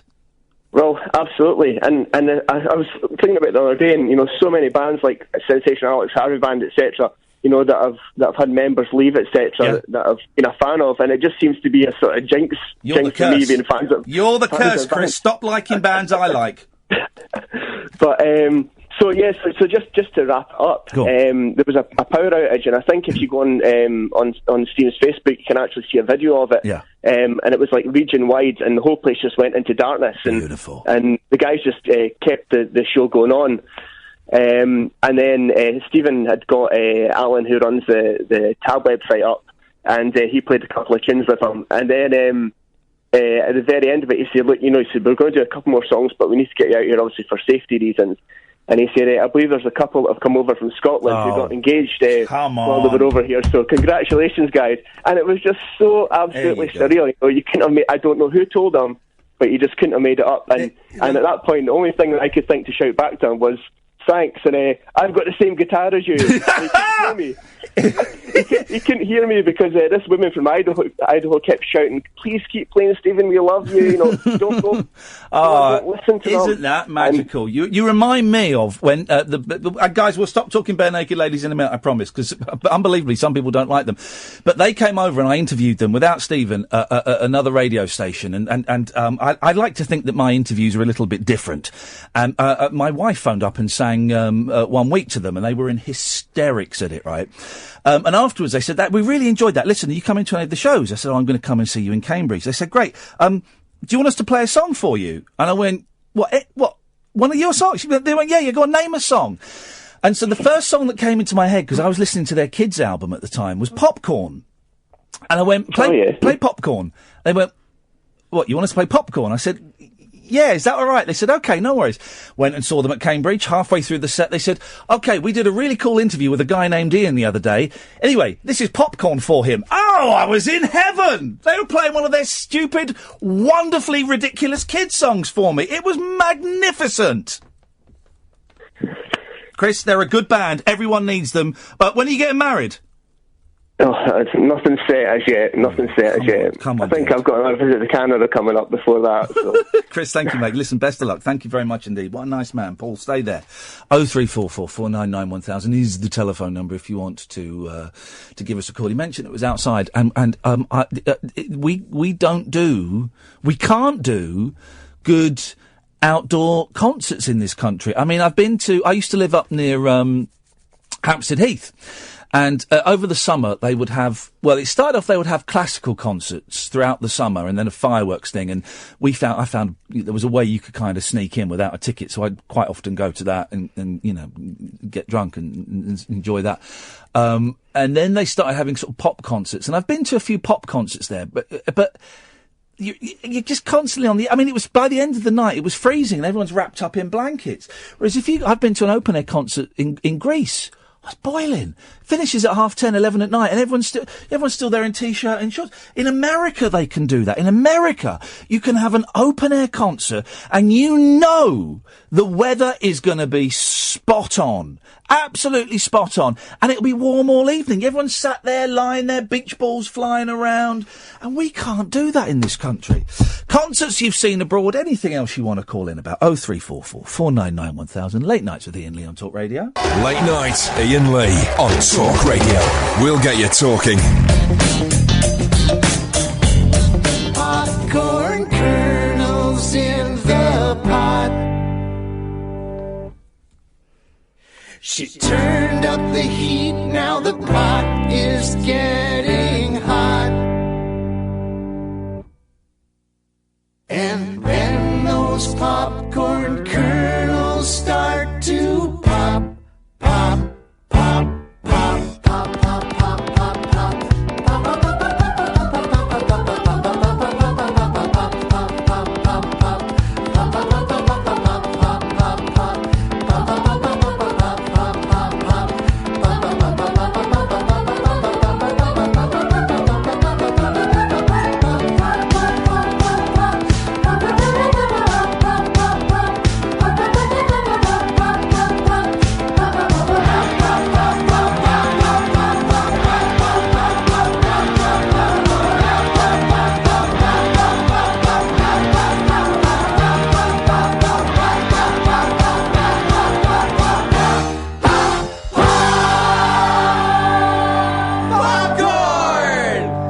That's the song they played for me. By the way, I mentioned earlier on that I did an interview with at Aggie Fox Podcast, AGGY Fox Podcast. It's up online now, and I've just retweeted it. If you follow at Aggie Fox Podcast, or if you follow me, you can see it. 0344 499 1000. Paul. Hi, I'm glad you played that song. Did you play it for me, the popcorn one? No. But you know why I mentioned that just now? Because your testicles look like popcorn before they've popped? No, do you remember I said about what I bought my mum for Mother's Day? Yes. Hall soothers. Yeah, Hall soothers. Yes. And popcorn, You bought her something to suck on? Oh, come on, that's a bit low. Mate, Hall soothers, what do you do with them? Yes, I know that, yeah. Oh, come on, mate, you've got to think on. If you think I'd make a worse joke... than one of my jokes. What was your camping joke? Because Keith Sport Video wanted to hear it, and I couldn't remember it. Last night? Yeah. It was about I took out... everyone... When everyone goes camping, they always go, like, you say you went to John Lewis, but I go to Argos. Yeah. And you buy all the camping equipment, Yeah. So I took out camping insurance. Yeah. But the thing was, if my tent got nicked in the middle of the night, I would not be covered. That was my joke. There we go, Keith. I hope if Keith is listening, if you can There acknowledge... you go. I hope I've satisfied him. Do you know what? Keith, if you're listening, if you can acknowledge receipt of that joke, and then we can consider this matter finished. Okay, right. Paul, what have you got for us? Okay. So I phoned him for a serious reason, actually, tonight. But just hearing that last call, I'll say about music. Yeah? Yes, sir. Okay. About the Beatles and things like that. The Beatles and things like that. Yes. Yeah, Lucy in the Sky with Diamonds. Yeah. Yes. Picture yourself flat on a river. Flat on a river. Picture yourself down. You know what I mean. Picture yourself. You know what I mean. Yeah. Do you know the word? Have you heard the song? Yes, I know the song. Do you know the words? I can't. God, I always crack up with you. I don't think it's me that's caused your Do you cracking find him up. intimidating? Would you prefer it? Would you prefer it if I kept quiet and you addressed Katherine, who won't be so picky about the Beatles lyrics being incorrectly delivered? Well, okay. Picture yourself floating down a river. well, okay. And there's another lyric in it that said, "Follow the girl with kaleidoscope eyes." Is there? Yes. Right. Okay. Now we've all looked into a kaleidoscope, haven't we, before as a child? I assume so. So you can imagine following a girl with kaleidoscope eyes. Well, she'd have funny eyes, wouldn't she?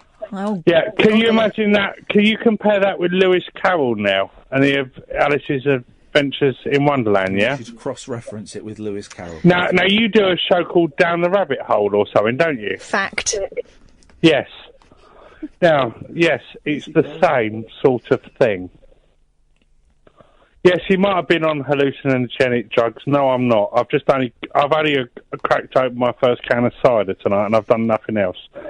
But it's the same thing. Picture yourself on a boat on a river. Yeah. With tangerine trees and marmalade skies. Yeah. Now you can. Somebody calls you, you answer quite slowly. The girl with kaleidoscope eyes. Who's following her?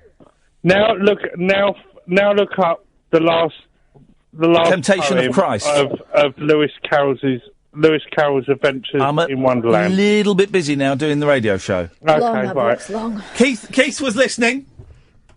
Okay. Keith has texted in. He's texted. I won't do the voice. Classic humour there. Thanks, Paul. That's from Keith. Okay, you were talking about aeroplanes earlier. Video. Okay. Were we? Did we? You were talking about aeroplanes, yeah. Why? I don't know why you were talking about aeroplanes, because of the BA thing, not the BT thing, the BA thing. Okay, right. Okay. Why was Peter Pan banned from using any airline? Oh, let's see if we can work this out. Why was Peter Pan banned from using any airline? Peter Pan, I know, because he's a right giddy goat in a plane, really. And he can fly by himself. He can fly by himself. Because he kept getting his Tinkerbell out. That could be could mean his penis. Because if he got on a plane, it would never land. We would do when it got there. Yeah. Okay. Depends where. If he's flying to like Malaga from Luton, it would land. Captain Hook would get him now, wouldn't it? Sir? Hey. Okay, I'll finish. Why do they have frosted glass on airplane toilet windows? So no one can look in. Who's going to look at you at 30,000 feet? They don't have windows. What are you talking about, you madman? I'm not a very comfortable flyer. I don't like flight. It makes me nauseous, and I do think I'm going to die. Right. Not as much as I used to, but it does make me nauseous. I can't talk on a flight, Katherine. Good. No, good. I can't. What is this? Hang on. Hang on a minute. What's this on my computer? Hang on. What's this? I don't know. This has just popped up on my computer. Hang on. DJ, play that music louder. Boom, clap, boom, boom, boom, clap, boom, clap, boom, boom, boom. Yeah, what's this? Cold crush lover is here. And you say it's flowing this year. He may have been saying a rude word there. I'm not totally sure. I don't know. Got some real crap on my computer. Yeah, right. I mean, absolute. Awful. Did you download now? That's what I call crap. 85. This is a good song. You like this? That's the way it's gotta be. Oh, she got. La la bug. So what you saying, love? That's how things may be. Yeah. Got 'em on my phone. Okay. What can I say? Oh wait, Saturday. Just tell me that you want me. Come on. Yeah, you know it. You know what I'm saying? Girl, you got the bug. How come Handsome are on Virgin today? I don't know, because they didn't respond to my emails. Well, I've interviewed Handsome 4 times before. Ah. What? Because I've interviewed them before? Yeah, maybe they... But no, but I always give good... I never mention Umbop. I bet Jamie East mentioned Umbop. all over it all the time. Were they downstairs? I'm guessing so. Screw them. Stuff them. When are we getting Conehead? Sorry? The Blues Brothers. Well, he's around next week, so I'm Right, waiting to hear back. So what... I've hear worked out what the problem is. It's not me, it's you. No, it's not. It's you. We won't hear back from Dan Aykroyd. I've been bigging up the fact that Dan Aykroyd's coming on the show, and we won't hear back from him. Right, OK, I'll tell you what the latest is with that whole thing. Right. Can you stop that? Hang on a minute. See if can I just do the drum solo from Abbey Road?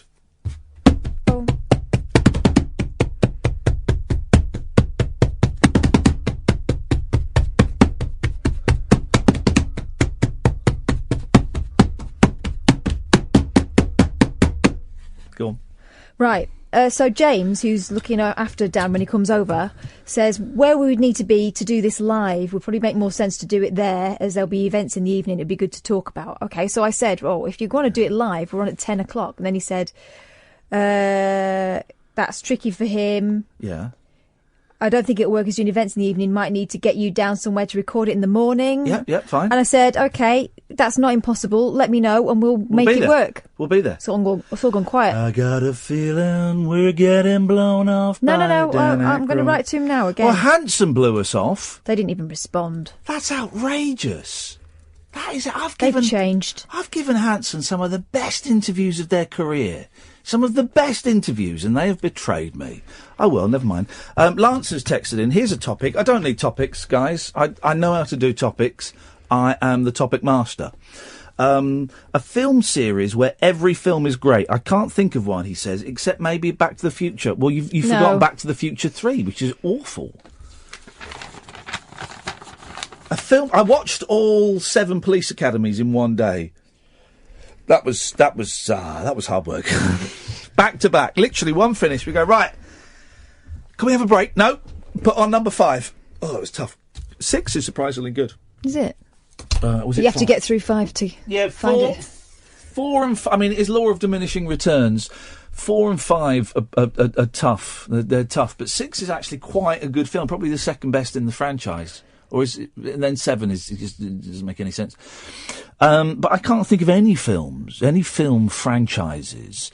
Here's my prediction, by the way, guys. You know that the last Star Wars film, what was it called? What was it? Rogue One. No, not Rogue One, because that doesn't count as doesn't count as a Star Wars film.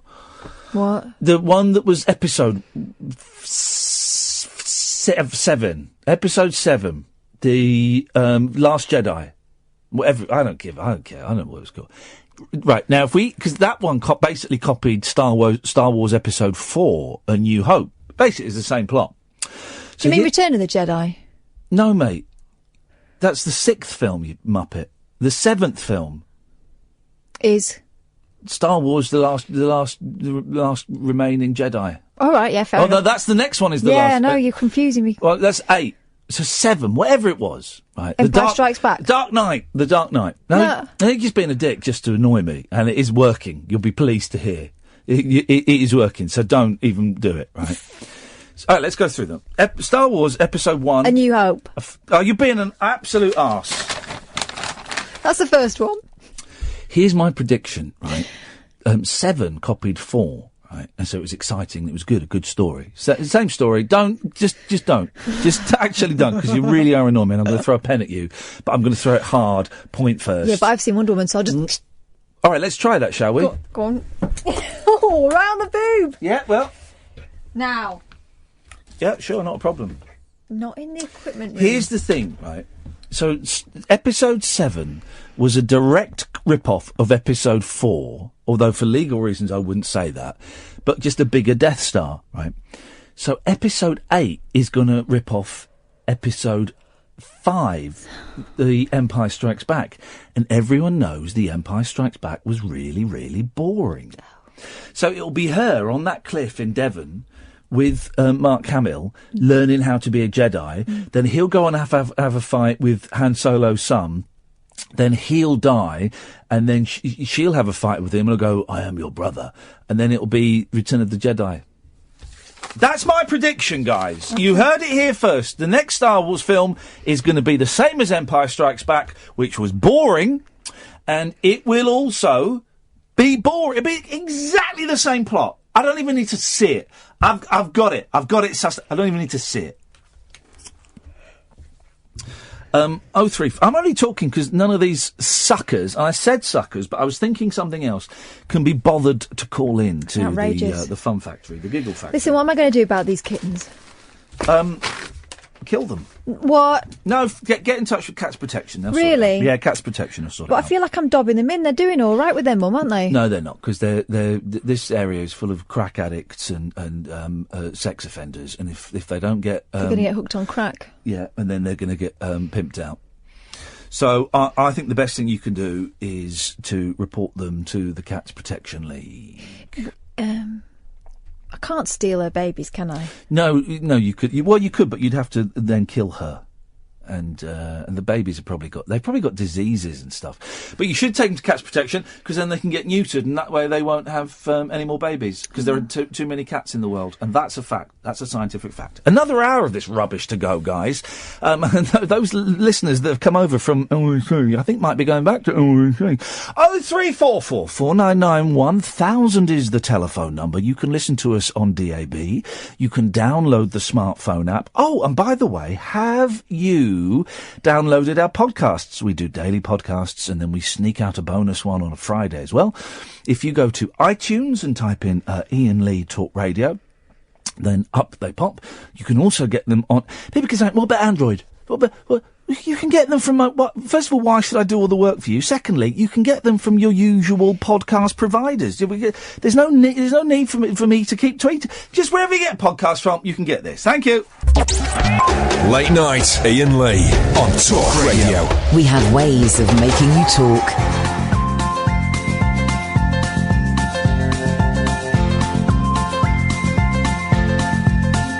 There's a voice that keeps on calling me. Down the road, it's where I'll always be.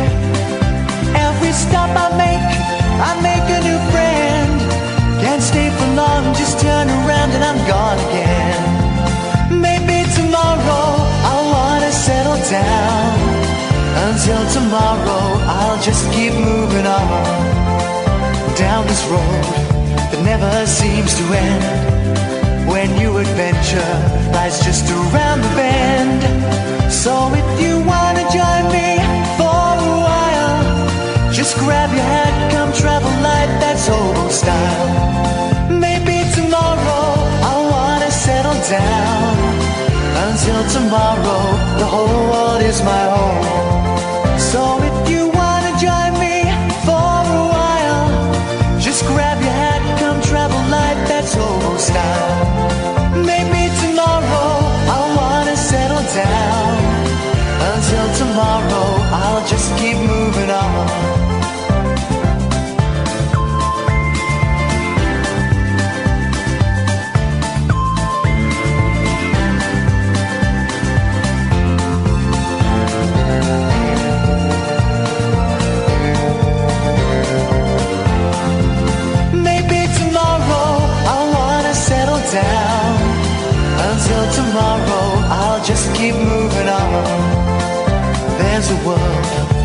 waiting to unfold a brand new tale no one has ever told. We've journeyed far, but you know it won't be long. We're almost there and we paid our fare with a hobo song. Maybe tomorrow I'll wanna settle down. Until tomorrow I'll just keep moving on. So if you wanna join me for a while, just grab your hat, come travel light, that's hobo style. Maybe tomorrow I'll find what I call home. Until tomorrow, you know I'm free to roll. There we go. That'll do it. That'll get us. Oh, should I do this now? Oh, yes. Talk Radio and The Sun join forces for a live debate on the upcoming election. Can I just say, by the way, I don't care what party they are, I'm sick and tired of the broadcasters trying to catch out politicians on numbers. I don't care. Who cares? I mean, there was the Corbyn thing, and there was someone for the Tories got done the other day, and I don't care. So how much does this cost? I've forgotten. I've forgotten. How much is that Well, I've forgotten. We've got it written down. I can find it, but honestly, at the top of my head, I've forgotten. It's going to cost a lot of money, and I'm sick. And that becomes the whole. I'm sick and tired of it. People say, "Well, he should know," and the Conservative person, I can't remember where it was in the Conservative, but they should know, and they should. Well, yeah, all right, but so, whatever happens, so they're $1 billion out when they say, "Who cares?" How much is that thing going to cost? I'm not sure. I've got a feeling it's billions, but I could be wrong. If you want, I've got it on a bit of paper back in the car. Do you want to give me 10 minutes? I'll go.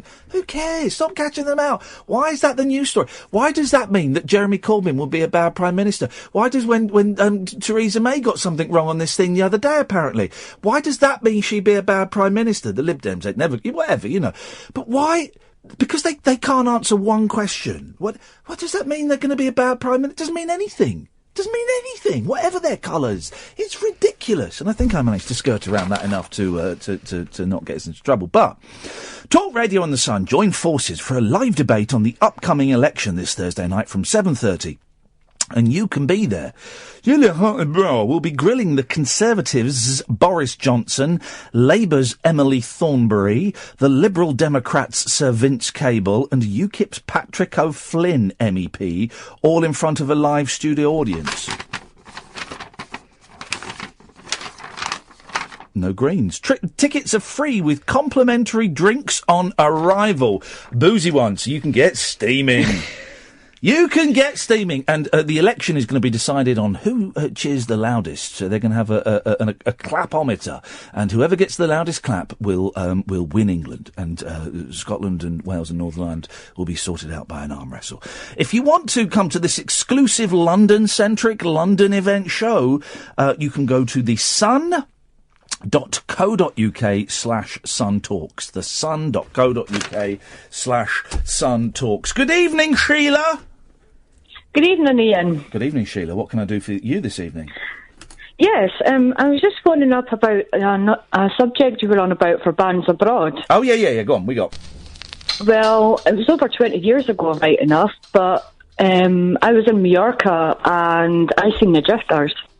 Now, well, when you say you saw the Drifters, were any of the Drifters the actual Drifters? Yeah, it was the real Drifters, yeah. How do you know it was the real Drifters? Because they were doing a show. Okay. Did you see their COA, their Certificate of Authenticity? No, okay, I didn't see that, but I knew it was the real Drifters. How? What are the Drifters' names? Well, I don't know their name because I was only young. Okay. But how do you know it was the Drifters? Because I'd seen them before on TV and heard the music. Okay. Why are you Paxmaning this woman? Well, it's the trend at the moment, is to catch... I just thought the Drifters were one of those bands, like the Temptations, where there were so many people coming and going that, that first of all one person left, and then two of the others left, and then the person who came in left. So eventually there's no original Drifters. That's what I thought the Drifters were. Well, I don't know. I was only young at the time. I thought they were good. I bet they were good. Oh, don't get me wrong. So, I can't. What did the Drifters do? Did they do hugging and a kissing in the back row of the movies? Yeah, just a usual. Did you actually see the Drifters? Yeah, I was in Mallorca. Okay. And how did it feel? Was it like a holiday resort? Yeah, it was like in a hotel. There was like a room, and it was a show was getting put on. Yeah. And someone came on stage and said, "Ladies and gentlemen, the Drifters." Yeah. Okay. It sounds like a very memorable evening was had. It was. Have you ever... how old were you? Oh, I must have only been about 10, 11 years old. Okay. And did you get up and have a bop? Because my boys go through things where sometimes they want to get up and have a bop, and then at the moment they're a little bit too embarrassed to do it. Yeah, I was sitting with my mum at the time, my little brother, and I just had a little dance round at the table. Yeah, because I had a meal. Was it like chicken in a basket type affair? To be quite honest, I really can't remember much about the meal, but I mean, I don't care. And I'm a dad now, so I'm allowed to do it. I'll just get up and dance in front of the boy. I don't care. I'm 44 in a week, and I do not care. I'm going to get up and I'm going to have a boogie because there's nothing quite like it. And if the kids are in bed, exactly. The worst. I've told this story before, but the most of my eldest still talks about it. The first concert I took him to, he was just about to turn 6, and it was the Monkees, and we were sat in the front row. And there's a point in the show during a very fast song where one of the Monkees offers the microphone to a member of the audience to sing a verse of the song. And it was me, and I got up and I sang, and I turned back, and my boy had his head in his hands. And I said, "Son, how did that make you feel?" He said, "I don't know, Daddy, but it made me feel funny in my tummy." And I went, "That's embarrassment. Get used to it." That is what I'm supposed to be doing as a dad. Sheila, thank you for that. I'm glad you enjoyed the Drifters. Oh, and just to say as well, I enjoyed my Chinese last week as well. It arrived, did it? Yeah, it did, yeah. Cheeky little sausage. She got it for nothing as well. We didn't take payment, did we? She never saw the Drifters. They weren't the Drifters. They were just 3 black men and someone blacked up. The chances. Yeah, the chances. 3 black men and Neil Diamond from the Jazz Singer where he blacks up. "Hey, that ain't no brother. That's a white boy." Actual quote from the Neil Diamond movie. She never saw the Drifters. I believe now that there are around the world, there are at least 6 audiences who are experiencing what they believe to be the only Drifters concert that evening. There's no original Drifters in there. But when I saw the Beach Boy, there was only one original Beach Boy in there, and that's Beach Boy. But that's kind of become accepted now. Because a lot of people from the 60s are dead. But this was like in the late 60s, 70s and 80s when most of them were still alive. You didn't know who you were seeing or what was going on. Sometimes they would arrange it so that you can have the name this year and we'll have the name the next year. Other times they'd had a fight over it. I'm sure my mum and dad saw the Drifters at Blazers in Windsor and it wasn't the Drifters. It was the Chances. 0344 499 1000 is the telephone number. I tell you what, Pat! Hi. I've got to go to a break. Oh. Okay, I'm just cutting my toenails, Ian. Okay, well, you do that, and we'll come back to you after the break. No worry. Okie dokie. The wild man of late night radio is back. Iain Lee on Talk Radio. We have ways of making you talk.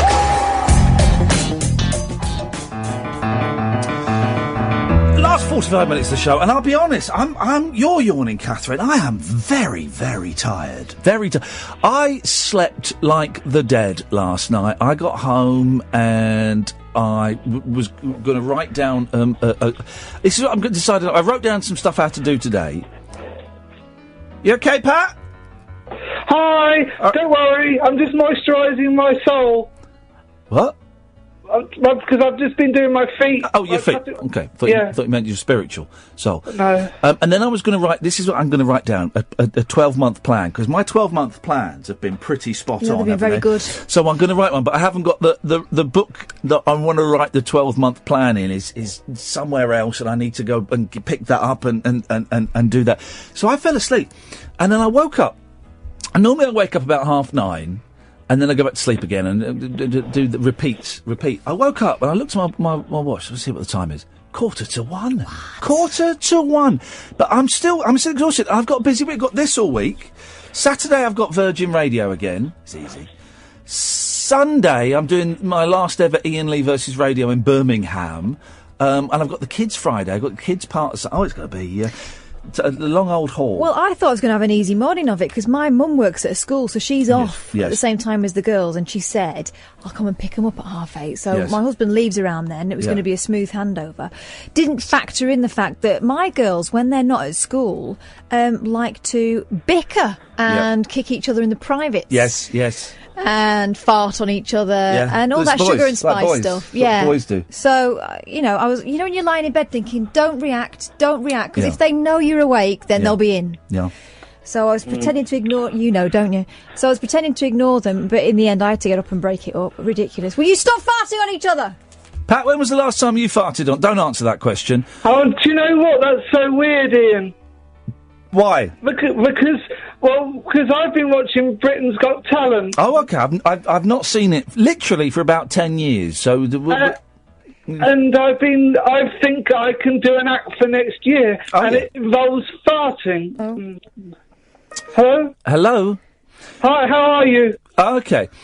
Now you called me on Virgin Radio. On the Virgin's Radio, yeah. When I was on Saturday, and the young lady Candice that was producing, I could see her on the phone to you, and she buzzed through. She said, "Ian, I'm a rather confused young woman, and I can't." Confused is right, isn't it, Pat? And I can't understand what she's saying. Do you want her? And I went, "Is it Pat?" She went, "Yeah." I said, "Yes, I'd like to talk to him, please." Why does everyone think I sound like a woman? Have your balls dropped? Oh. Not at the moment. If I warm them up a bit, they can drop. But no, I don't want to. I'm a bit fed up with people thinking I'm a woman. Well, what can we do? Pat, not Patricia. Yeah. What can we do to address this? Because it's the second time. What maybe you I'm more than happy to do a naked selfie and put it on your website. Sweet Lord Jesus, no. Oh. Maybe you need to sound more assertive on the telephone. Oh. Maybe you need to be feistier. So, right, pretend you're phoning me up, right? Yeah. And I go, "Hello, this is Talk Radio. Who's talking? Who's calling?" Hi, it's Pat. See, good. Hello, Pat. What would you like to say? I'm a man.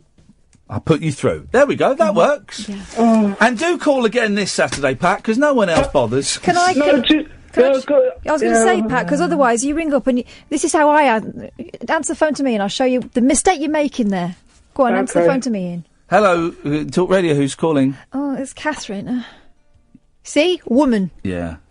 Well, I can't help the way I sound. No. What have you called in for, Pat? What you got for us tonight? Well, thank you for retweeting, by the way, about my mum's wheelchair. Did she find it? No, I had to give her a piggyback from East Croydon Station. How do you lose a wheelchair? Well, we'd had a few Lamborghinis. It's a long day because we went up to Manchester to stand at the gates of Coronation Street. Okay, yeah. We only saw Ken Barlow. Oh, dear. He's slower these days, though. He's easier to catch. I know, but he sort of very quickly got in his taxi and didn't even stop. Yeah. So it was a wasted journey. So we came back and we were at Crewe, and Mum had the runs. Oh, jeez. And so we got off at Crewe. Yes. And we were in a hurry to get the next train, and she left it there. Right. So we didn't get it back, and so she's lost the wheelchair and the Mr. Blobby. She's lost the toy. will to live. I know, it's awful. Anyway, that was that. But basically, Ian, I won't keep you. I've got something I think you might like. Oh, what's that? A new radio station for you to phone in? Oh, okay. No, go on. Oh, do you really want me to ring someone else? No. Well, but I would pay. Shall I ring that? What's his name? Nick Abbott. Do you think he'd like me? I'd pay top dollar to hear you speaking to Nick Ferrari. Oh, I'd like to ring up Julia Hartley-Pooer. No, she doesn't take phone calls. Between 10 and 1, the station shuts down and she just does a practice show until she gets good. Anyway, no, of course, Pat, I enjoy your calls. What would you like? What have you got for me? Well, basically, one of my favourite TV shows is the Antiques Roadshow. Yep, great show. So I thought that for next year, with your help, you could maybe get me an audition on the Britain's Got Talent. Huh? Okay. Yeah? Yes. And I'm going to see if I can blow off. Oh, jeez. To Britain's Got to Antiques Roadshow. Okay. Away you go. Can you give me a mo? I've got to put you on speaker. Are you there? Yeah. Okay. Hang on, one sec. This is busman's holiday for both of us, isn't it? Oh. I have to do some breathing exercises, Ian. Okay, of course you do.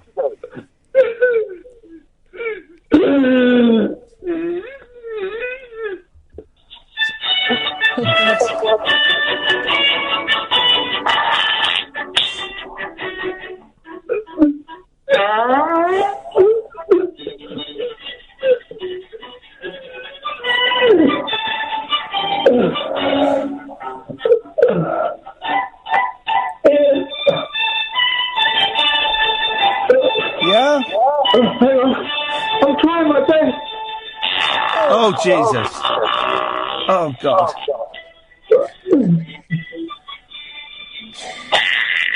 Okay, that's a really, it's enough of that. It sounds like he's caught what his mum had. Yeah. Dear me. 03444. No wonder we're losing listeners at the rate of knots, if that's the best we can come up with. 0344 499 1000 is the telephone number if you want to give us a call. You're more than welcome to. Life tips, celebrities' life tips. We live our lives as governed by celebrities. Your life ain't nothing unless you've had a retweet from a celebrity. Well, TV chef Gordon Ramsay says, what does he say? Never eat specials in a restaurant.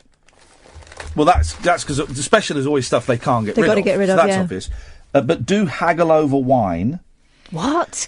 Oh no, mortifying. Well, that's how restaurants make. I always feel guilty when I go for a meal because I don't drink, and my wife doesn't drink particularly. So we never get wine. So I always feel guilty, and that's how they make their profit. Is from the wine. The food you don't make a profit on. It's all from the wine. They got a bottle of wine for £6. They'll charge you 15 quid in a restaurant. What are you supposed to do? So, you know, when they bring the wine out and let you have a taste of it, right? Yeah. And depending on how expensive it is, you say, oh no, I'm sure it's fine. I've been with people who've sent it back. Oh, but is it that the moment where you go, no, that tastes like a £6 to me. I'm not going to pay £15 for it. I mean, haggling over wine. You could haggle once the thing's open. Oh no. But I know I've seen people say, no, you cork that. You've cooked that. Or just go, nah, it's a bit bitter. I'm not having that. Really? Yeah. I'm just sitting there.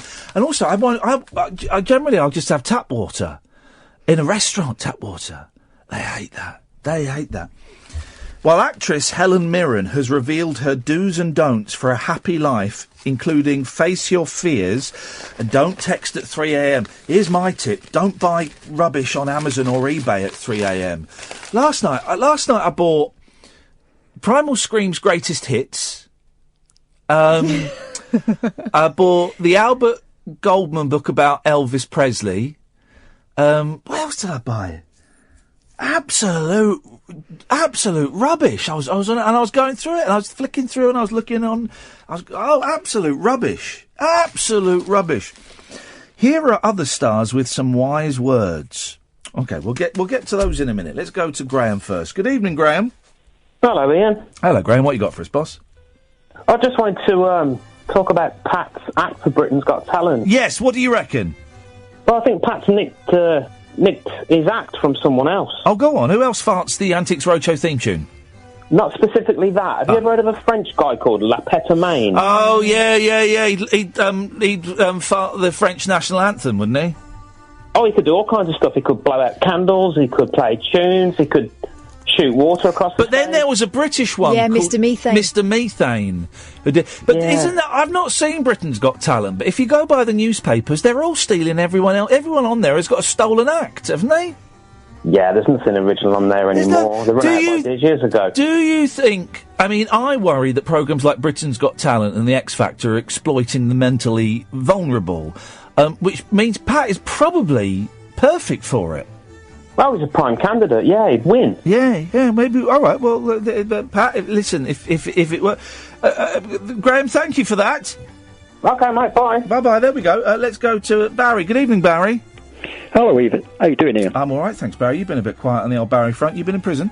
Yeah, no, I've been listening, Ian. I actually gave you a call on Friday. Congratulations on on your achievement on breaking the record on the call. World record. On Friday's show, if you missed it, 164 calls. Go to talkradio.co.uk to listen to it again or download the podcast. No, I've been enjoying the shows, Ian. Okay, well, thank you very much indeed.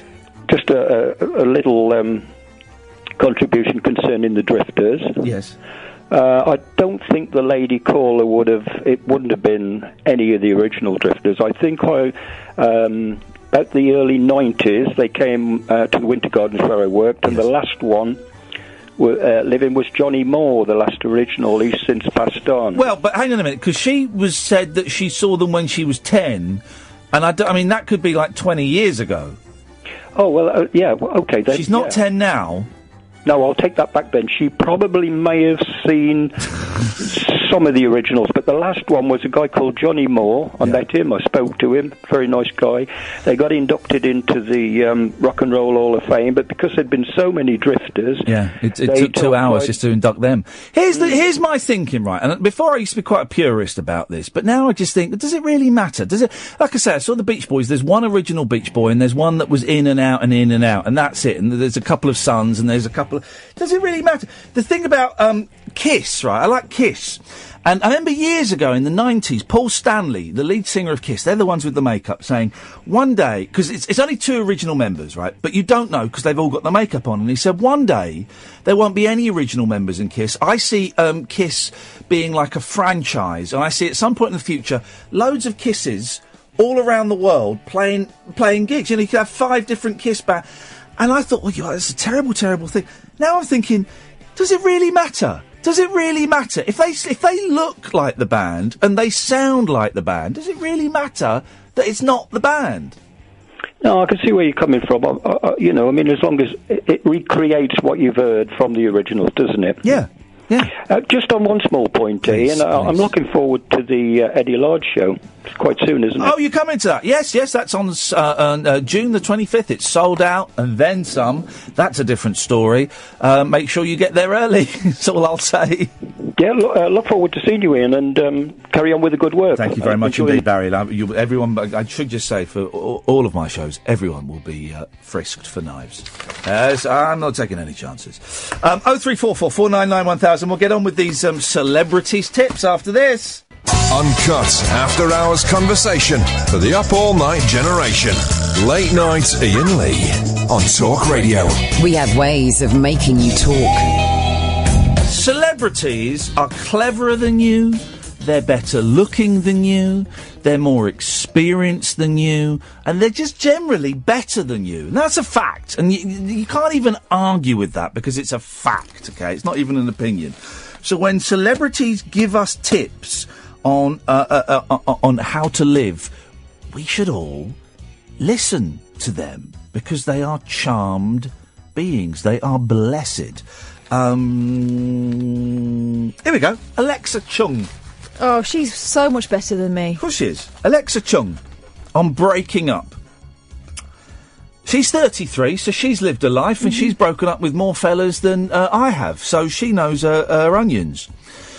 This is Alexa Chung's advice. No matter how bad you feel, don't do anything drastic when you're full of heartbreak, says model and presenter Alexa Chung. That's what she does. I didn't know that. That's interesting.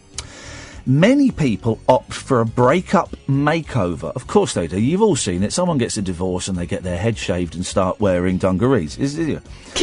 Alexa, 33, says, quotes, hair is so linked to how we feel, and everyone goes for something radical after a breakup. Everyone goes for something radical after a breakup. She's right. But you're not in a fit state to make long-term decisions. You'll have to spend 4 years growing it out. Buy a lipstick. Go and kiss loads of other people. But don't effing touch your hair. And that is absolutely spot-on advice. Buy a lipstick, sleep around, sensibly, responsibly. We don't want any babies or diseases that are unwanted from rebound sexual encounters, of course. Whatever you do, remember this. To quote Alexa Chung, don't touch your effing hair. What if he dumped you because your hair's horrible and tatty and, like, witchy? Well, funny you should say that, because the next one's Peter Stringfellow on health. Nightclub owner Peter, 76, said, I could probably do a Peter Stringfellow impression. Hang on. Careful. It's very close to... What? Oh, I'm not... No, it's not Savile. It's close. Now then. No. See? No. I'm Peter... I'm Peter Stringfellow. Do you remember when we stole his table? I do. He was furious. It doesn't matter how much you earn. If I could offer one piece of advice, it would be this. It doesn't matter how much you earn, says multi-millionaire Peter Stringfellow. If I could offer one piece of advice, it would be this. Get private medical insurance. Whether it means trading your car in or not going on holiday, just do it. Whether it means not getting the bus to the food bank, just do it. Having the peace of mind and top medical care can be literally life-saving. Hey, he's not wrong, is he? So what if the kids don't eat for a week? Yeah, exactly. This is a great tweet. This is a great tweet. Friend once told me he saw Sam and Dave abroad, but in small print at the bottom of the poster it read, "Not Original Dave." By the way, guys, that is a great name for a band. Not Original Dave is a great name for a band. Bands you've seen abroad, I mean, that combines two topics, and bands where you're hard-picked to pick the original members. 03444991000. Perky breasts. Yep. Mariella Frostrop's perky breasts. What do Marilyn Monroe, Halle Berry and Mariella Frostrop have in common? They all swear by wearing a bra in bed yeah. to stop sagging. Mariella, 54, said she learnt the tip from a fellow TV presenter, Paulie Yates. She says, "I was moaning about my breasts, and she said, never have a breast job, just wear a bra in bed. That's what I do. Well, hang on a minute. Paulie Yates had her boobs done. I haven't taken it off for 15 years. I haven't taken it off for 15 years. It God, must that's be going to tired. stink. That is going to be rancid. But imagine selling that on eBay. What a fortune you'd make. Parenting advice from Holly Willoughby.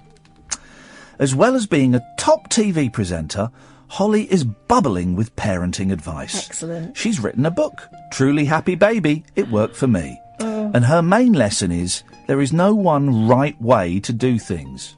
Well, there are some. Holly, 36, says, I felt with most of the manuals, an expert tells you to go down one path and stick with it. But what if what you plan just doesn't happen? Look at me, 3 children and 3 different experiences. But I've written it all in a book you can copy. If readers take away one piece of advice, listen to your gut instinct. Yeah, my gut instinct, Holly, and I like you. You're a nice lady. I've worked with you many, many times. Is not going to buy your book.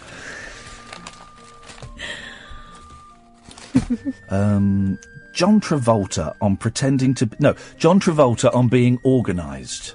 Oh, right, yeah. Pulp Fiction and Grease star Travolta takes what he has learned from piloting a plane into the rest of his life. He says, I love it in the cockpit, grabbing that hard shaft and pulling it back and forth. I'm teasing, of course. Why do they call it a cockpit? No, seriously, why is it called a cockpit? I mean, what is the cock? I know, and I'm not... Genuinely, what is the cock? When my sister was at cabin crew, the pilots were... but the arrogance. But imagine being able to fly a plane. You would be arrogant, wouldn't you? Well, a lot of it's automated now, but yes, OK, it's quite impressive. The 63-year-old said there should be no move you make without checklists. It's a saviour to operations... This doesn't even make sense. It's a saviour to operations more than most people realise. It gives you a paper trail, and everything soon begins to work like clockwork. Let me just read this. I bet he's really fun at parties. Pulp Fiction and Grease star John takes what he has learnt from piloting a plane into the rest of his life. It's all about organisation and lists. The 63-year-old says, there should be no move you make without checklists. It's a saviour to operations more than most people realise. It gives you a paper trail, and everything soon begins to work like clockwork. It doesn't even make sense. No, but he's had a lot of people nodding and smiling, hasn't he? And he thinks it's an actual sentence. Liz Hurley on how to relax and unwind. Now her days of honestly... She's not doing any acting anymore, is she? No. I will not hear a word said against Liz Hurley. She is the most beautiful woman this world has ever produced. And coming a close second, it's Kelly Brooks. But before that, ladies and gentlemen, would you please welcome the most beautiful woman in the world, Ms. Liz Hurley. Maggie Gyllenhaal's going to be really upset because yesterday you were saying it was all about her. I mean, Yeah, she's not the most beautiful woman in the world, though. Oh. I'm in love with her. Right. But she's not the most beautiful in the world. Liz, here we go. Here's the top 3 most beautiful women in the world, okay? Number 1, Liz Hurley. Number 2, Kelly Brooks. Wow. Number 3, Bev Callard. Cockpit was originally a sailing term for the coxswains station Coxswains. in a Royal Navy ship. Yeah, There you coxswains. go, coxswains. Now her days of hitting the town in safety pin dresses are over. Actress Liz Hurley's... What are they calling her, an actress? So this has been written. Whoever's written this, Amanda Killalea, your English is awful. Now, listen to this sentence. Now her days of hitting the town in safety pin dresses are over. Actress Liz Hurley's recommends one surefire way to relax. Someone should have proofread this, guys. The 51-year-old says, the only place I can unwind... I don't know, I've never heard her speak. The only place I can unwind is the bath. I light a candle, sprinkle in some Dead Sea salts and Joe Malone bath oil, and then get my 19-year-old lover to pleasure me from underwater with his tongue. I think you might be adding a little bit of your own. And his... All right. It also helps me sleep and rest properly, essential so the body can recharge. The rest of it...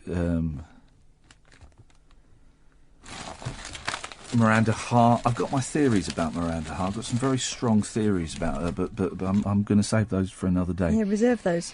Kate Thornton on A Healthy Mind. I like Kate Thornton. It's good, Kate Thornton. Kate says being house-proud keeps her mind fit and healthy. Oh. Here's the thing, though. We're all going to die one day. None of this matters. No one gives a stuff what your house looks like when you're dead, apart from the people that will clear out all of your crap.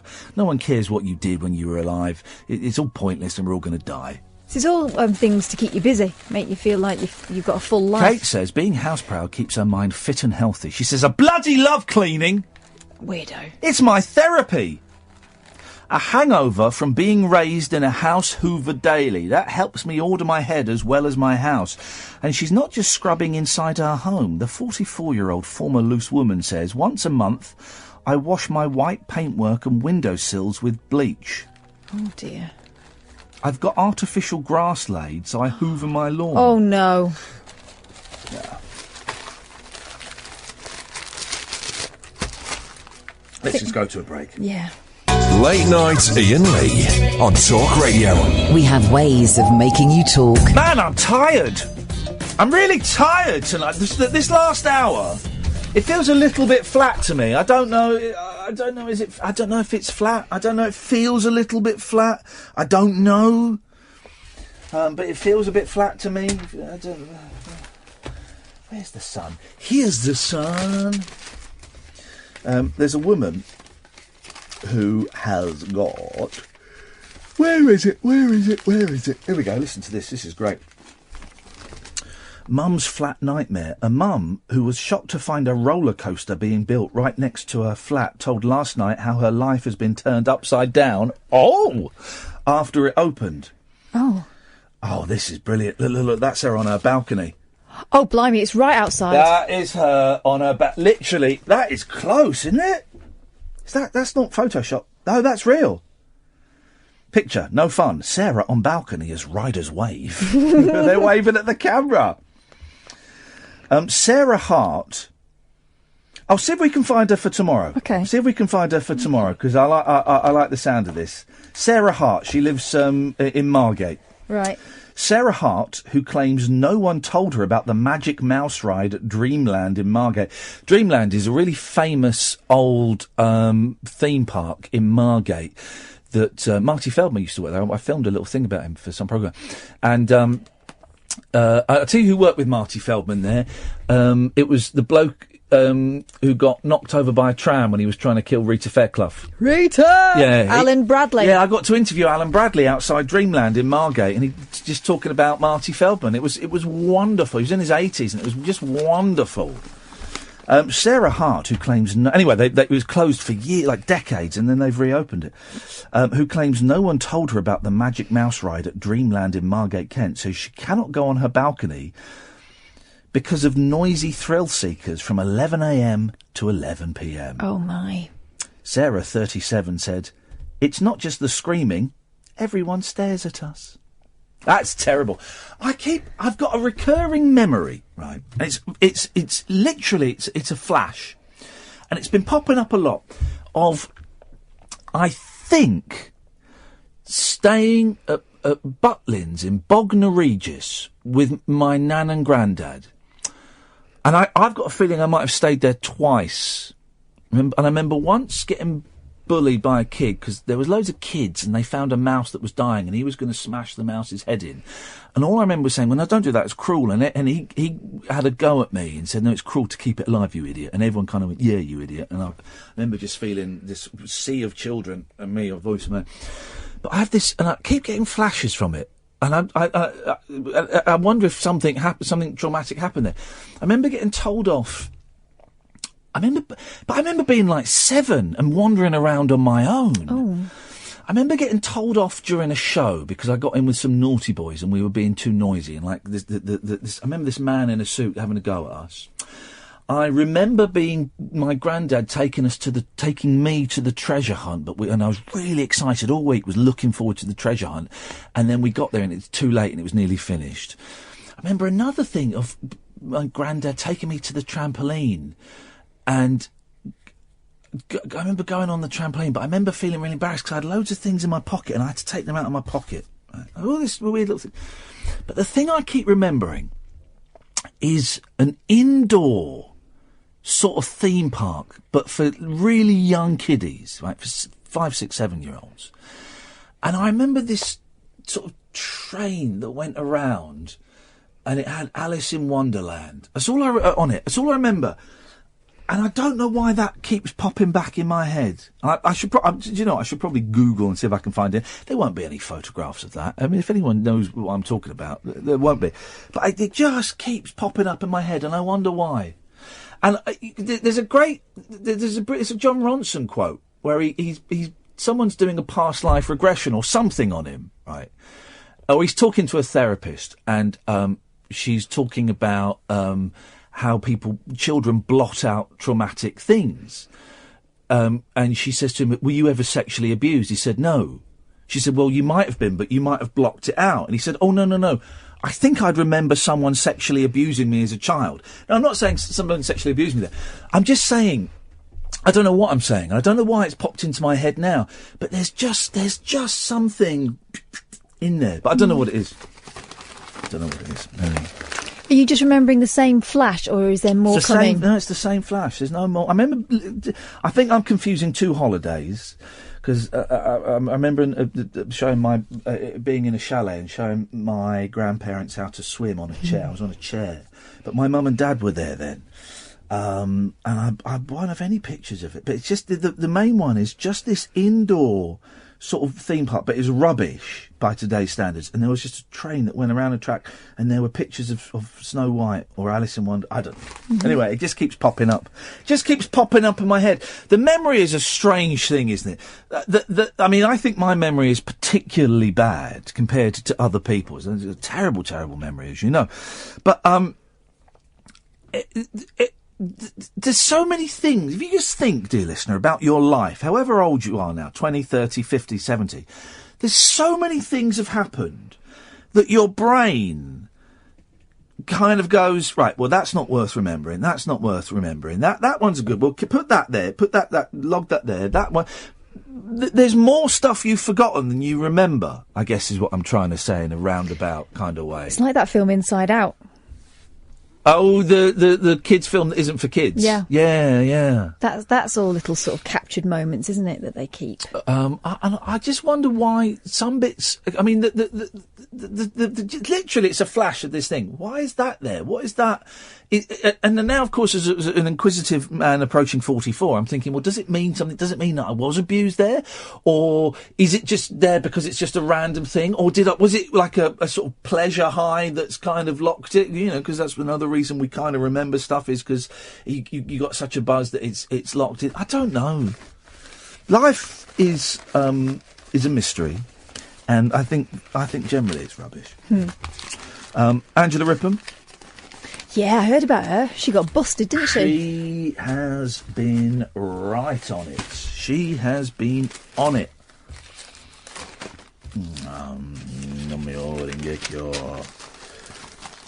TV host Angela Rippon has told of her shock when she gave a positive drug test after a massive all-night bender. After eating poppy seeds in bread. An analysis showed the 72-year-old had traces of morphine derived from opium in her body. Angela ate a loaf of poppy seed bread and a poppy seed bagel over 3 days during a probe for the BBC's Rip Off Britain : Food. She investigated... Food? Yeah.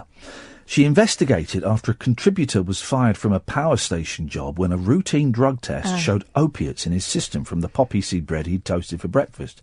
Angela said, I can promise you... She would say this, wouldn't she? I can promise you that I have never taken anything stronger than an over-the-counter painkiller. I don't even smoke. In more than 50 years of broadcasting, I've found myself in extraordinary situations.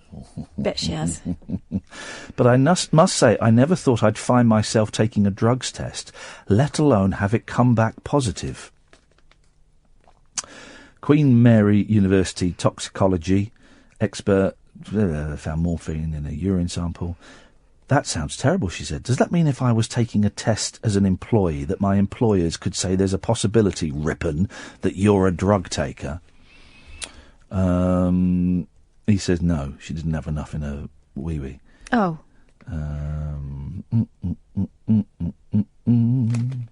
The show explained how drug tests are more common in workplaces where employees drive, operate heavy machinery, or where the job is a matter of public safety. Employees are advised to declare if they consume poppy seeds before taking a drug test. You ever taken a drug test? Your hair, isn't it? Your hair is the way to do it, because blood tests are not particularly accurate, and your blood cleans itself pretty quickly. But your hair, if you, for example, if you had taken cocaine, they could tell you pretty much what day you'd taken it. Really? Yeah, because your hair grows, and it stays. It stays there, so they could kind of say, "Well, you had." So here's the thing: if you're a heavy drug taker and you're working with machinery or you're driving, shave your head. Just shave it all off. That way, they will never get you. Katherine, you do the grown-up bit, please, because I can't be bothered. Don't take drugs. It's bad for you and it's illegal. Unless you're a bald man. In which case... Don't take drugs. It's naughty. Why time doesn't fly when you're having fun. And let's just say, for the last 52 minutes, it feels like time has been dragging, doesn't it? Doesn't it, guys? If you feel like your bank holiday weekend whiz by, a simple trick might make the next one seem longer. Here we go. This is it. Because the pleasurable things go by very quickly. The torturous things go by very slowly. That's experiencing new things makes us think that time has lasted longer than it really did. What? Experiencing new things makes us think that time has lasted longer than it really did. Of course, here's the thing. How do we know that time doesn't last longer? How do we know that time isn't flexible and bendy? Why do we take this prescribed 1 second, 2 seconds, 3? How do we know that it doesn't bend and warp? We don't know. I don't wear a watch for that very reason. Well... US neuroscientist and teacher's pet David Eagleman, a professor at Stanford University, said that novel experiences, such as visiting an unknown place or enjoying... I disagree with... This guy's talking out of his arse! Or as they say in America, his ass. He's got it wrong. He's completely got this wrong. He said that novel experiences, such as visiting an unknown place or enjoying a new activity, give the impression of stretching time. That's the incorrect answer. When you go on holiday, you go... It's like that, suddenly you're back. We're really looking forward to New York. The build-up to New York is taking ages, but do you know what? We're already back from New York. Yeah. We are back from New York now. Look, this guy's an idiot. Going away for the weekend seems longer than staying at home. No, it doesn't. And exploring a new neighbourhood feels like it takes more time than staying indoors. This guy, what are you talking about? He's been eating poppy seed bread. Even a weekend with a good book, as long as it's a new one, will seem like you have had a longer break. I'm going to go to Stanford University and I'm going to shove this up this bloke's ass. And it'll seem to take a second. Yeah, well, right, this is the first time I've done it. It's probably the first time you've had it done. Let's see if it's taken a long or a short time. Professor Eagleman said that the phenomenon is due to the brain being more focused on turning unfamiliar information into a memory. You twat. Speaking to blog site Science of Us, he said, when you go and experience something novel, it seems to have lasted longer. It's why time seems to fly by so much faster as an adult. No, it's not. That's the theory of relativity. Is it? Yes, it is. Okay.